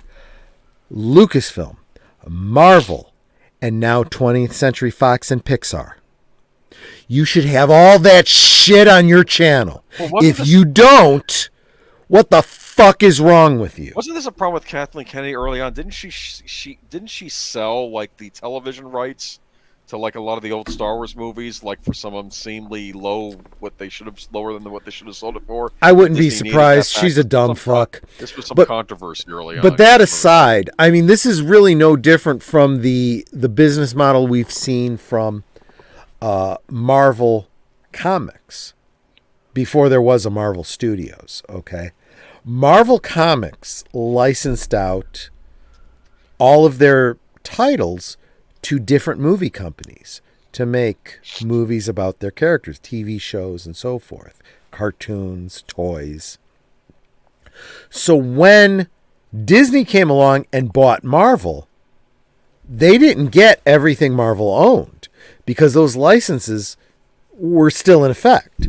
And that's why you had, 20th Century Fox had the X-Men and so forth, and Universal owned Hulk, and Sony owned Spider-Man. And to this day, that has not been 100%. They bought 20th Century Fox in part to get a big part of the Marvel catalog back under their control. Which they're not doing anything with. Which so far they haven't done anything with. That's an excellent point. Sony, well, you see what's happening with Sony. They're working with licensing because they can't. It's not like they can outright buy Sony too now. I mean, the FCC won't allow that. So, yeah, I know. See, that's the thing. That's where we're at. But I guess the bottom line, if I could, well, okay, you know what? This is a good point. Disney monopoly much? Yes, that's a problem. However, to their credit, I will say this. I do understand them wanting everything they should own, right? You want all of Marvel under one umbrella, right? If you own Marvel, you want to frickin' own Marvel. You don't want to be dealing with Sony and Universal and 20th Century Fox for the Fantastic Four, the X-Men, the Hulk, and, Spider-Man. If you own Marvel, you want to fucking own Marvel. So let's get them all in one universe. And they can't do that. Guys, this is where licensing becomes a huge issue. And this is something we're going to see going forward as we start looking at toys and all the other marketing, the lunchboxes, the costumes, the props, and so forth. Who owns those things? Who's making the money off of these things? I got all these Mego figures behind me, and then I find out that Star Trek's signed a big license with Playmates. Playmates was the ones that put out the 5-inch action figures for many years, very successfully. I have a bunch of them. I actually have them because the props that come with them are in scale with the Megos. That's a whole different. That's a video I should really do on my other channel. But be that as it may, Playmates got a sweet deal because they can do original series, Next Gen, Deep Space Nine, Voyager, Enterprise, Discovery, all these other bullshit things that they're doing now. Okay, great, wonderful. Okay, I think that Mego is going to be able to continue to do what they do because it's a different kind of figure than what Playmates would do. I don't know. That remains to be seen. I haven't talked to anybody over at Mego recently. I haven't even been to Mego Meet in 2 years, so I don't know what's going on with that. But Disney on Monopoly, yeah, I'm not in favor of that. But Disney owning what they should own, lock, stock, and barrel, like Marvel, I am in favor of that. Let's get everything under one roof. That is the problem that we're seeing with a lot of these streaming services, where 20th Century Fox or Paramount or all of them, they kind of technically own their IPs, but they're licensed out to other streaming services. And so that license has to expire before they can bring it onto their own streaming services. It's a fucking mess for all of these companies. That's where they got to sort their shit out, because you want to get your own IPs in-house and put it on your own streaming service and win your little piece of fiefdom within the streaming empire. Otherwise, fucking license it all to Netflix or whomever, you know? So like Sony would have a Men in Black series. I Sony guess should have they a don't Men have in... their own streaming though. Wait, was Sony the one that did Men in that? Black? Yeah, they did Men in Black. But was Men in Black Marvel Comics or another comic company? Oh, I don't know. Yeah, see, that's where it comes down, right? It's not just the movie company that makes it. It's what is it based on?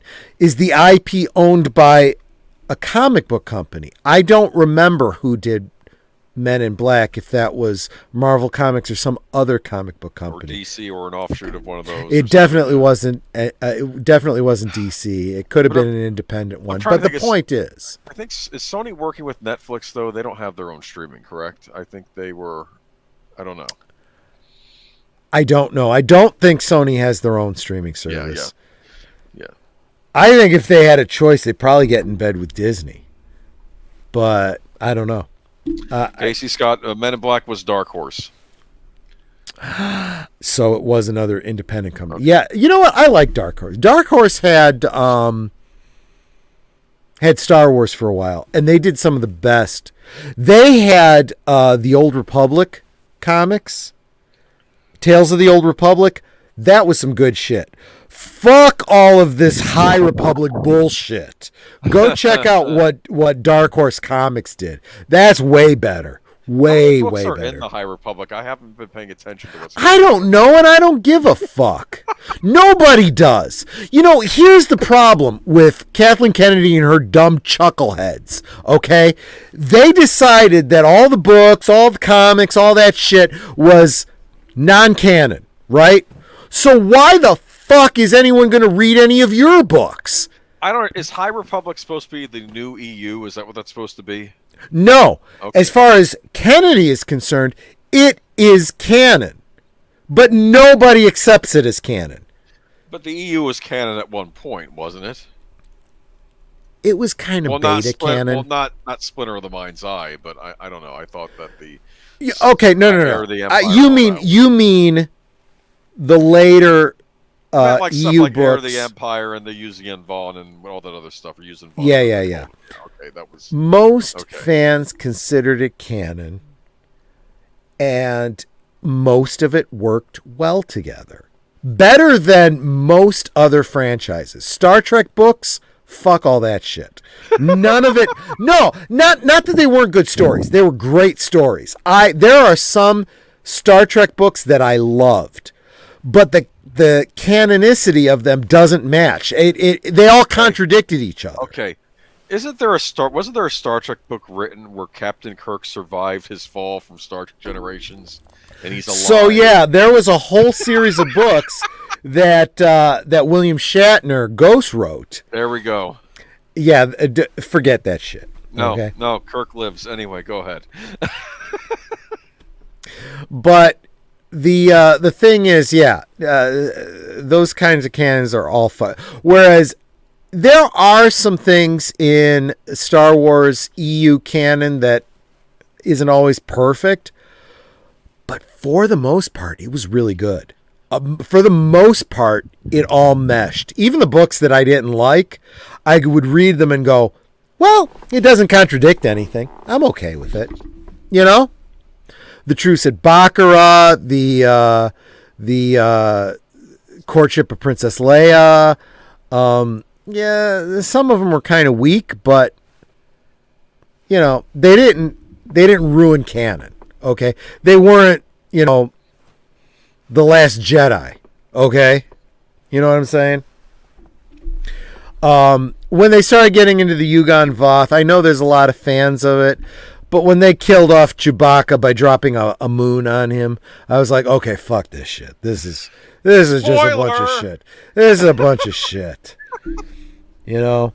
But we're talking spoilers for something from more than a decade ago. Wasn't he like in a bad mood for like several books after that and just being mean to everybody because his buddy got a planet dropped on him? I'm sorry, I don't know. I'm not...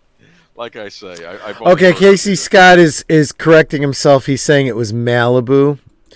Dude, don't worry about it. The fact is, it wasn't one of the main ones. It was one of the independents. That's fine. Whatever.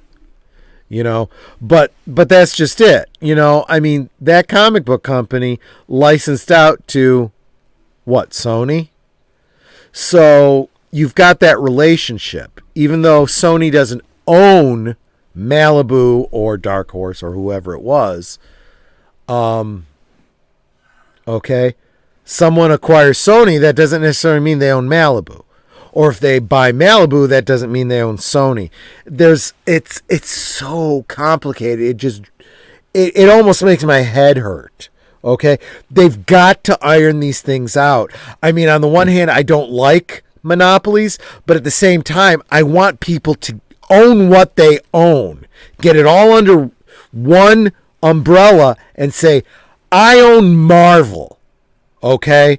And I'm a movie company, and I'm going to put out the books, and I'm going to put out the shows, and I'm going to put out the films, instead of all this licensing shit where you gotta subscribe to Disney Plus and Netflix and whatever Universal does, just to see all of it. I'm getting a headache, and it's not just from the alcohol. My gosh. Okay, so it's all very complicated. Going forward, though, what changes do you think Bob Chapek's going to make over at Disney? Bob if he ever Chapek gets to be in charge, if Iger ever okay. leaves. Okay, so 2 things I want to say about Bob Chapek. First, Bob Chapek came up through the parks. Okay, he's a Disney World, Disneyland guy, right? And I'm sorry for all the money that Disney makes from films and TV shows and streaming. sales. Their money still comes from the parks. It does. It just does. All of you that are bitching and moaning about $6,000 for the Star Wars resort for a family of 4, keep in mind, resort, vacation, those things mean rich person. It's just the way it is. It's the way it's always fucking been. Okay? You are not entitled to go to an expensive resort. You can save your money up and maybe make it a once-in-a-lifetime thing. My grandmother and grandfather took me to Disney World when I was a kid. Okay? Because they had many years of savings that they were spending on their family to take us to Disney World. It was a once-in-a-lifetime thing. Rich people get to go to Disney World every year.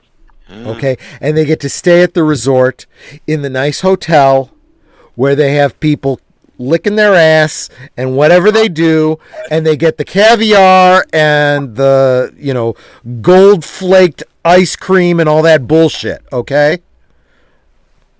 That's just the way of the world, people. That's just how it is.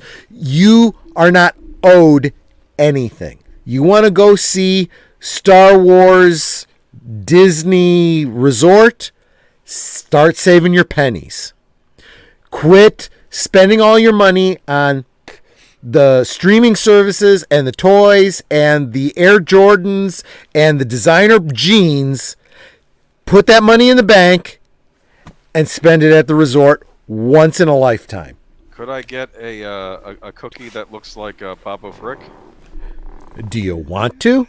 No, I mean, that's the thing. I mean, they got all these expensive you share these articles with me and we talk about them on Geeky Geezers, and it's like, spending, hundreds of dollars on this meal, and it's like, okay, for a family of 6, that actually isn't a bad deal. Whatever. For a family of 2, why the fuck would you do that, you dumbass? It's just Nick. Oh. I just don't get it, dude. I just, I mean, we all have our things, right? I mean, look at all the toys around me. Okay, look at the, I've got my PKE meter. Okay, so I could find the ghosts, right? I spent money on this thing because it made me happy. Netta lets me do this stuff because she knows it makes me happy. Okay, but there's some things I will not spend my money on because it's not my interest. I don't care. It's not my bag. I don't buy everything Ghostbusters, right? There's certain role-playing type things that I get, but I don't buy all the action figures and I don't buy the real Ghostbusters toys. I love to see that they exist. I follow the videos that talk about them, and I'm like, amen. I'm glad there's people out there buying this stuff. Maybe this movie's going to be a success. Bud Boy says he's never been to a Disney park in my life. I'm working class to the bone. You're over in England. Couldn't you Well, that's the other thing, dude. You're over in the UK. So if you wanted to go and visit a Disney park. Euro Disneyland. Which is in what, France? Yeah, France. Yeah, so you got to cross the channel. You've got to get, get a hotel room. You've got to pay to get into the park. You got to do all that shit, right? You got to speak fucking French, I assume.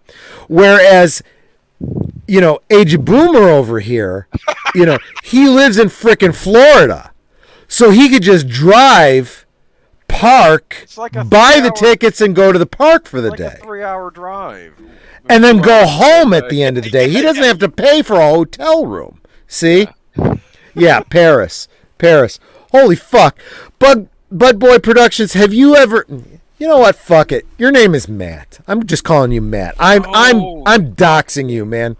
No, he doesn't keep a secret identity. Matt, have you ever been to Paris? I don't even know. I mean, for you, that's a day trip, isn't it? I don't know. I'm guessing. I don't know. But I'll tell you, for me to go, the difference for Boomer to go to Disney World and for me to go to Disney World, very, very different. Okay, Boomer could drive, go to the park, and then go home. I would have to fly out, so airline ticket, stay in a hotel, go to the park, hotel room, flight back home. I'm in 10 times the amount of money that it would cost Boomer, So Matt has lived in Germany. Dude, how are you linguistically? Are you a cunning linguist? Sorry, I had to. I've had a lot of wine tonight. I am going to say this though. So going forward though, they're I'm guessing Matt's girlfriend isn't listening to my stream. But anyway, getting back to the Investor Day thing. Okay, Shang-Chi. This is why I have Aged Boomer on my stream. He keeps me on track. Everyone's predicting this thing to be a huge financial disaster. Okay, they for starters, they couldn't do a day and date with the streaming because of the whole disaster with that with ScarJo and them, wanting to sue. So now that has to go to the theaters, so they can't stream it. But now people are scared because the variants out there of this wonderful virus we've had. So now people are getting scared to go out. So I don't even know how movie's even going to do when it comes to. And plus, is it even going to be able? Or did China accept Shang-Chi, or they kick him out? I don't know. No, it's probably not even going to appear in China. They don't give a fly. They don't want anything to do with it. Considering I think that it was partially because of China. So that's kind of a side issue, but it's a very important one. So I'm glad you brought that up. Well, the point is, they're trying to build all this stuff up. The whole China thing. There was a lot of talk in the investor talk about China and Disney World China and all that kind of stuff. Because, again, they're going to try and spin everything they can as positively as they can, right, to try and get investors hyped. But the reality is Bob Chapek is very pragmatic, financially speaking. And he knows that China is not the financial future for them. He wants to divest from China as much as possible. Okay? Shang-Chi, I don't think is even going to appear on screens in China. It's going to be as big or worse a clusterfuck as Mulan was. That's my prediction right now. Then we have the Eternals. Who gives a fuck about the Eternals? Okay. Who well, does? No. I'm not being hyperbolic. Seriously, who does? Let's go back to Shang-Chi. There has been no. It's not like Shang-Chi appeared in Endgame. There has been no setup for Shang-Chi. Nobody gives a fuck. There was a brilliant, intricate tapestry for the Marvel Universe when Favreau was in charge. Feige forgot the formula. And therefore, nobody cares about Carol Danvers. Nobody cares about Shang-Chi. Nobody cares about the Eternals because they don't even know who the fuck they are. well, Bud Boy Productions. Eternals what?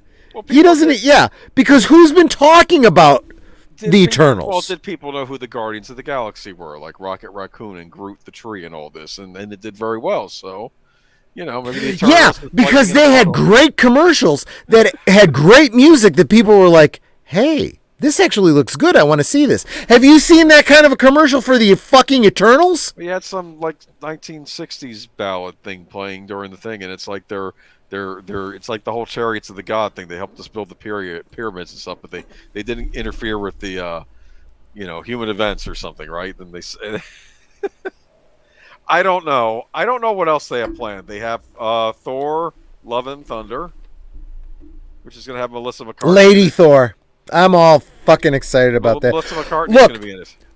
Before anybody, in the future watches this stream and gives me shit about being Mr. Negative, there is one thing I do want to say. I did see episode 1 of What If. Peggy Carter as Captain Britain or whatever. I liked it. I did. So the What If show is good, or at least that episode you saw was. Okay. I liked it. That's all I'm saying. Okay. There's a lot of black pill YouTubers out there who, ripped on how SJW it was and blah, blah, blah, and this and that. I get why they're saying that, but let's face it, it's Peggy Carter. You kind of can't get around the fact that it's a female Captain America, okay? Or Captain Britain, or whatever you want to call her. She had her own show, but they took it off the air. Which was, I think, a travesty. I love that show. I love Peggy Carter. It's weird. Okay? That show felt like the true sequel to Captain America: The First Avenger, because it really felt like it was taking place not long after it, and it had all the same characters in it. And I will say this. Okay. I will say this about what if Peggy Carter had become Captain America. They took the entire story of Captain America, the First Avenger, and shrunk it down to a half hour. And I think 99.9% of the issues that people have with it can be tied directly to that. If they had given her a full 2-hour movie, I think it would have been much better, and I think a lot of the issues that they had would have been taken care of. They necessarily had to take what was a brilliant hero's journey and thin it out to a half hour. And so I'm not going to say she became a Mary Sue, but it may seem that way because you took, 75% of the story away, and shortened it so much. Okay. But honestly, after a half hour or 40 minutes or however long that show was of Captain Peggy Carter, I was sitting there going, I want to know what happens. I want to see the Peggy Carter Winter Soldier film. I want to see where it continues. I want to know what happened to Steve. I want to know if she ever got that dance with him. You know what? I get how people are upset about the gender reversal, but the love story was still there. I wanted to see them get their dance just like I did in the Prime Steve universe. Still the small guy he was before he got He this? is. Yeah, okay, interesting. And that's what's sweet because she still digs him. Okay. You know, because it's not about who's the strong one, who wears the pants, so to speak. Honestly, I look at Peggy Carter still digging Steve Rogers, and I think about Nanette, you know, and I'm like, you know, this beautiful woman like this ugly fat lug, you know, there's hope for just about anybody. I felt the same way as I was watching this Peggy Carter film, you know. So, okay, what's they're going to do, I think, Black Panther going into space with the guys from the Guardians of the Galaxy, right? That's another one. And I got to be honest with you. I did watch the Peggy Carter thing out of curiosity, and I enjoyed it. That doesn't mean I have any fucking interest in anything else that's going on in the Marvel Universe. Well, seriously. Isn't this to set up the whole Doctor Strange Multiverse of Madness thing? I don't know. I saw WandaVision. I don't give a shit anymore. Well, they were supposed to have Doctor Strange on that, but they said they didn't want a man telling her what was going on or something, right? So yeah, heaven forbid, heaven forbid, the Sorcerer Supreme should come and tell a young upstart what's going on. Okay, so I don't give a shit what your gender is. Okay? So I don't know what else they have planned. I mean, I guess they're going to do that War Machine show, right?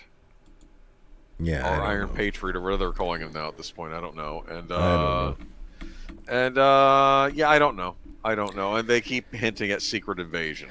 Dr. Y, thank you so much. That's sweet. That's how I feel. I really do. My wife must be a saint for putting up with me. I don't know. She must have like some brain damage that she actually is still married to me after almost 30 years. I don't know. All right. So and I'm just so blessed. So in conclusion, do you think Bob Chapek is going to right the ship and it's not going to hit the iceberg? I kind of do. He doesn't give a shit about. But I heard the creators are upset. Isn't a big thing like the creators don't like him? See, you know what? Again, guys, this is why I love having Boomer as my guest, because he keeps me on track, right?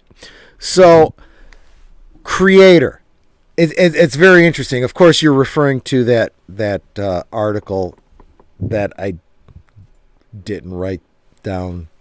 It's all right. The link for, so I can't bring receipts. I'm sure we'll bring it up on Sunday. Yes. But they say creators, right? Yeah. And you think in your mind. See, again, keep in mind, whenever you hear the news, whenever you hear the mainstream media, they use words that imply something to you, but what you think that word means is not what they mean by it. Okay? So when they say creator, you think the actors, the directors, the writers. No, that's not what they mean. Okay? They're talking about people, creators, that don't actually fucking create anything. Okay? They're talking about people that regurgitate, reuse, and reimagine. Okay? They're talking about people like Kevin Feige, like Kathleen Kennedy. They're not talking about Steven Spielberg and George Lucas. Okay? Those are real creators. That's what you think of when you think creators. What they mean is the people that have been put in charge of somebody else's creation. Okay? So when you look at that article, keep that in mind. When they say the creators don't like Bob Chapek, they mean these people that have created these fiefdoms and are running Marvel Comics and Lucasfilm. They don't like Bob Chapek. But people who like making money like Bob Chapek. Okay? The stockholders like Bob Chapek. Okay? And if you think about the parks, what is the big thing about the parks? It's kind of merchandising, right? You're selling shirts. Absolutely. And if you go to the parks right fucking now, go to the Star Wars world and see what toys you find. You're not going to find Rey and Rose Tico and all that bullshit. You're going to find Luke and Leia and Han and Obi-Wan Kenobi. Darth Vader. That's what you're going to find. Did I tell you that I was in the Disney parks right before the Last Jedi came out? No, you didn't. That's And- something I would have remembered. Okay, yeah. No, I was there, and we had done a bunch of them, and they were really hyping up Star Wars. You go into this little thing, you saw a film about how, it was all about legacy and about Luke Skywalker and all this stuff, and I thought that, I thought that, okay, I don't know how this new trilogy is going to pan out because I only saw the first part, but I was going to wait and see, and then suddenly we get Last Jedi where they just demolish Luke Skywalker, but they were still treating him with respect in the parks, and then suddenly this happened, and I don't know what happened afterwards. I haven't been to the park since Last Jedi, you understand? But it was I didn't even know you'd been to the parks. I have not seen any of that. That was the last time. Big on like having people walking around in costumes. They didn't have the Star Wars land yet, though. This is something I've said to Stephanie Janicek many times. They have whatever they got going on with their cast and who they got in costumes, but everybody they got playing Rey and Kylo can very easily change those costumes and become Leia and Han like that. Just something to consider. But I do want to pose this actually to you, Aged Boomer. Matt Anui is asking me, I got to ask why do both you and Professor Geek say Agent Boomer when his name says aged? So I don't think he meant agent, okay, because that's not what we're actually saying. We're saying aged. Yes. As opposed to aged. It probably boomer. comes off sound like it's aged. This happened a while back with Big Al. Big Al had asked this question: is it aged boomer or aged boomer? And I said, I don't know. And I should have responded yes. So here's aged boomer. I don't care. I don't know. Let me answer it from my perspective. Okay, the difference between aged and aged. Okay, aged is an adjective, meaning you are aged, you are older, okay? Whereas the word, aged means you've gotten there, okay? You are an aged boomer, as opposed to aged like a cheese. I don't think of you that way. I don't think you think of you sitting around getting old.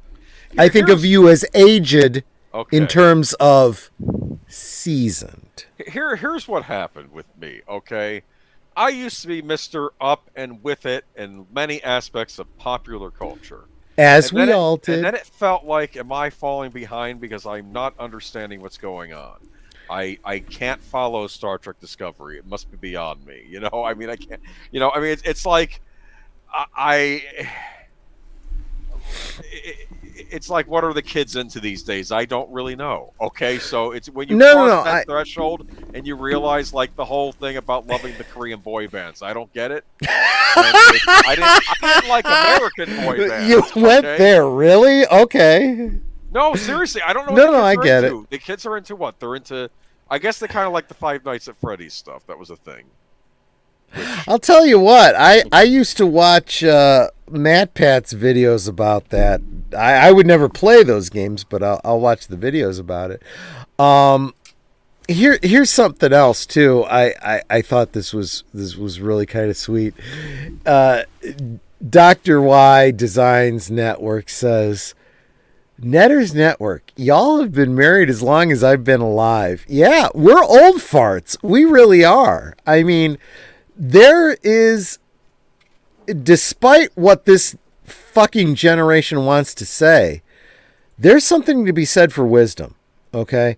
And I'm going to say this. I don't know if Matt from Bug Boy Entertainment is still in the stream, but you younger folks that are, in your early stages of your relationships, if you want some advice, come talk to me and Netter. We've been married almost 30 years, and it's a good place to be. let me tell you, it's something that you got to strive for.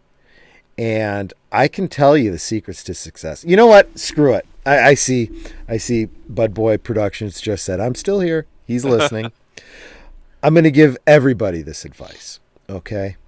This is the advice that I always give, let's say, younger people who ask, what is your secret? 30 years of marriage, 30 years of happiness. You're not divorced. You're not talking about divorce. You love each other.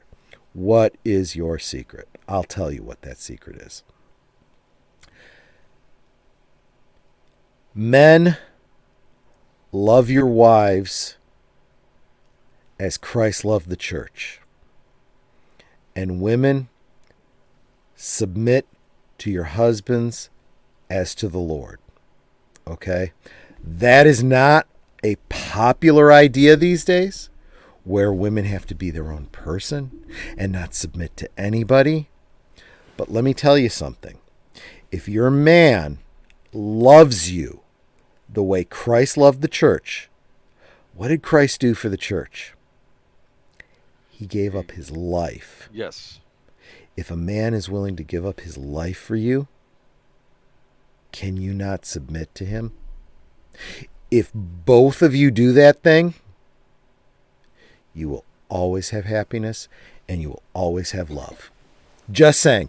And you don't even have to be religious. You don't have to believe in Jesus. You don't have to believe in Christ. You don't have to believe in the Bible. If you take that principle to heart and you love that other person like they are more important than you are and willing to give up your life for that person, you will always have happiness. Remember, you are lucky to be loved by that person. They don't owe you anything. You owe them everything. If both of you believe that, you will be successful. Endeth the lesson right there. Okay? Just saying. And Instead of being about me. yeah, absolutely. That's just it. You know, look, I've said this to Paulie. I said it right here on my own stream to Mexican Iron Man. These people, the reason I'm such fans of theirs is because they make me feel like awesome because I'm their fan. Okay? They want me to be a part of their shows and they interact with me and stuff, and they don't act like they're even though I think of them as being, you know, celebrities, they don't act that way. They act like my brother. You know? When you build a community that way, come on, right? Same thing in a marriage. Same thing in a friendship. Same thing in brotherhood. It's, you know, it wasn't that great a movie, but there was this one concept in the movie First Night. Okay? I believe that was Sean Connery and Yes, Richard Gere. Richard Gere, right? And what's her name? The one from, doesn't matter. She doesn't matter in this in what I'm getting at. Okay. The whole idea of these nights, right? Brother to brother, yours in life and death, right?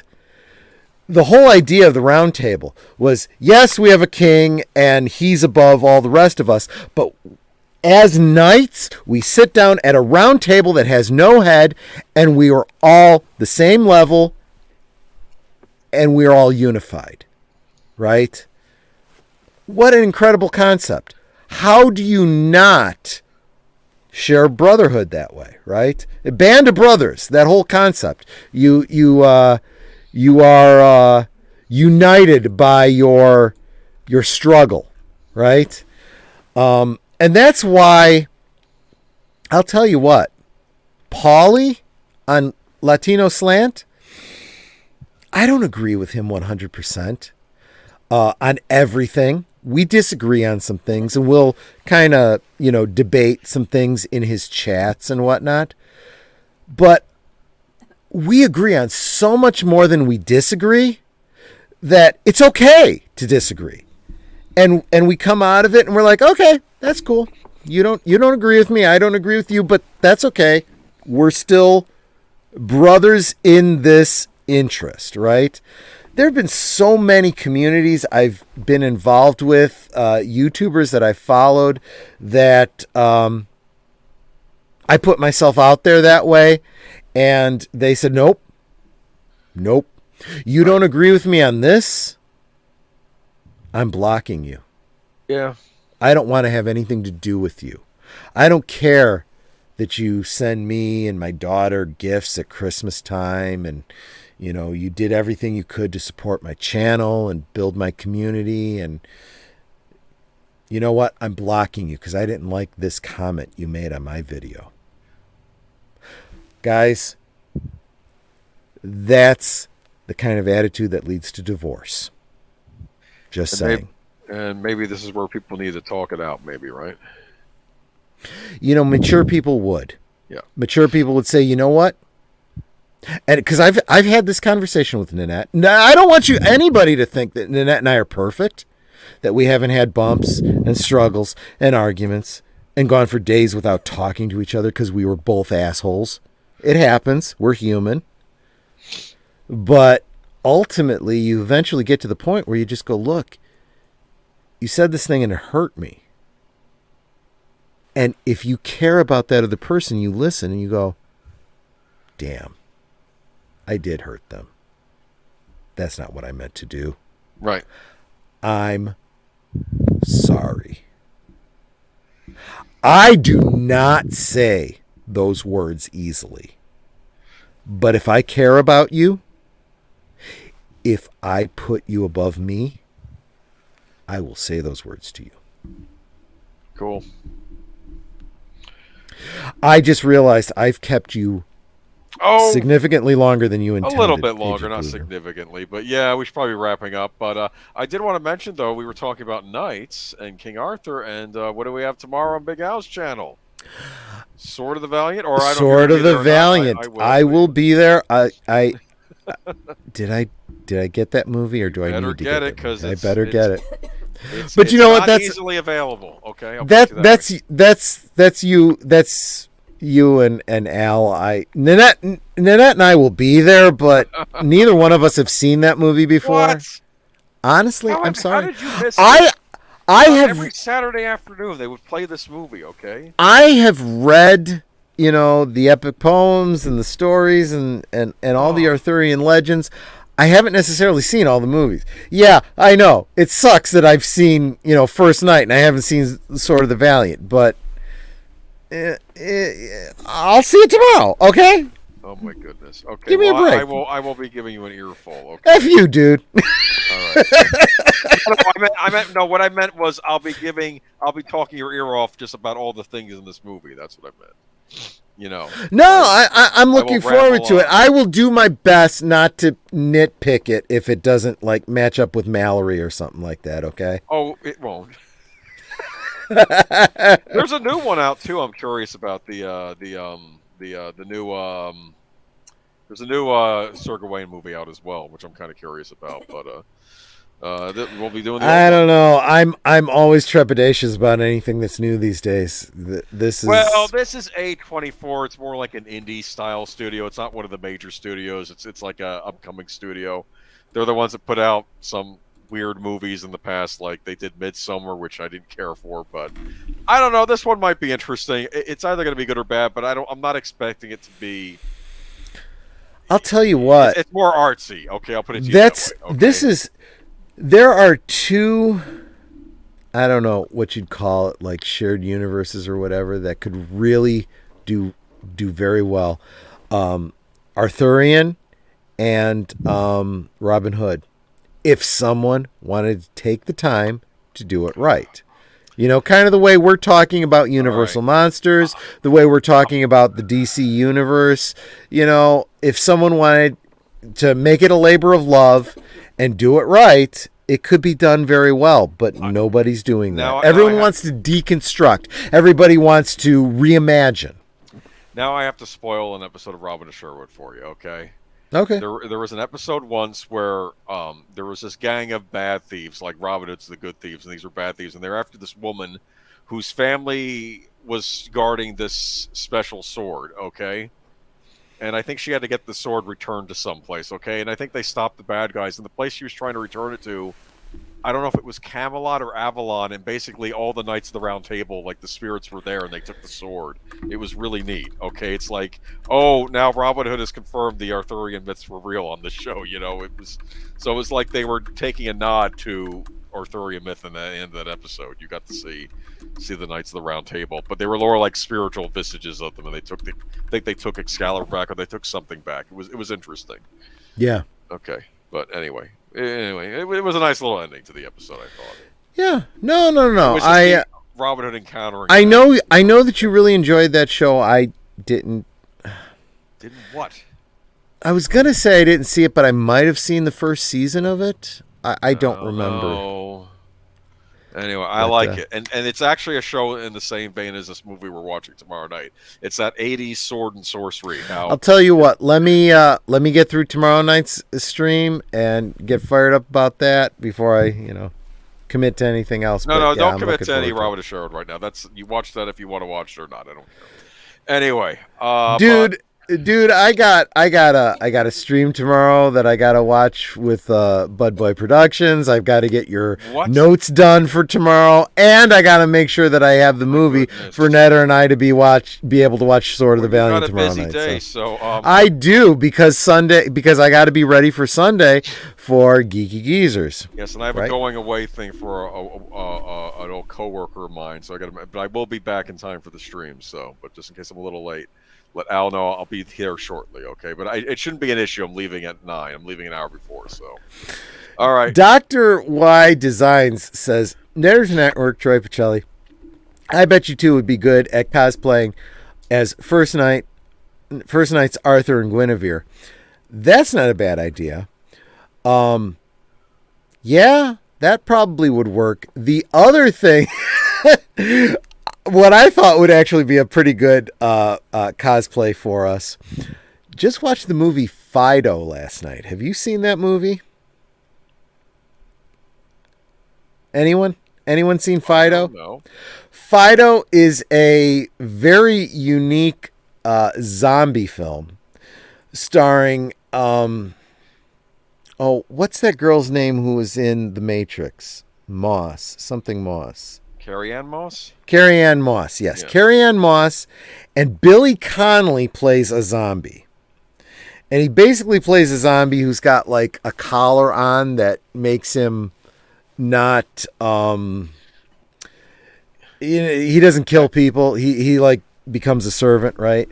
And he starts to gain intelligence, and he kind of clicks into what's going on around him, right? Gotcha. And I said, I was watching this movie, and I was thinking, oh my gosh, I could do the Billy Connolly zombie, and Netter could do that 50s style, housewife thing. That would be so funny at a convention. I could totally see funny. That. Cool. I would love. That's the cosplay I would like to do. But you know what, guys? The next cosplay Netter and I are doing, we're getting our Ghostbusters kits together to go see Ghostbusters Afterlife. Okay. That's our next cosplay. Sounds like a plan. Yep.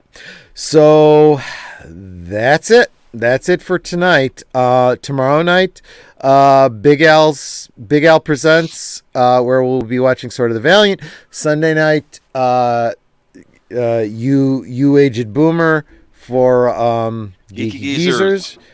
We got something Wednesday night over on the Birdman? Yeah, Birdman was having weather problems, so we didn't get to do Burbs, so I'm assuming we're doing the Burbs again with Big Al. So yeah, sure. Check that out. All right, cool. All right. Yeah. So there we go. Because it would have been a perfect follow-up to the Amityville Horror. Because the Burbs is also about satanic panic stuff. They think the neighbors are into that. Remember, in fact, I almost think the guy is looking at the book that they were looking at in the Amityville Horror. About all this stuff. It's funny. Okay. Great Tom Hanks classic comedy. What's funny is having lived through, the whole panic of the 60s and 70s comic book code. Right. Comics are trying to warp your children, and then you went into the 80s with Dungeons and Dragons and rock and roll has been ever since the 50s, right? It's all fucking satanic, and it's video all games, evil they and were stuff. complaining about And that. it's like, everybody's got you looking at all of these things that are supposed to be satanic, and they don't realize that the real satanic bullshit is what our politicians and lawmakers are doing. Yeah. Just saying. Just saying. That's what I'm going to leave y'all with, guys. Thank you so much for hanging out with us tonight. Subscribe to every frickin' buddy that you saw in the stream. Almost everybody here has a YouTube channel and is worth checking out. Guys, thank you for hanging out with me and Age of Boomer. We've had so much fun tonight. Take care. I'll see you all throughout the week. Have fun. Love ya. Bye-bye. Good night.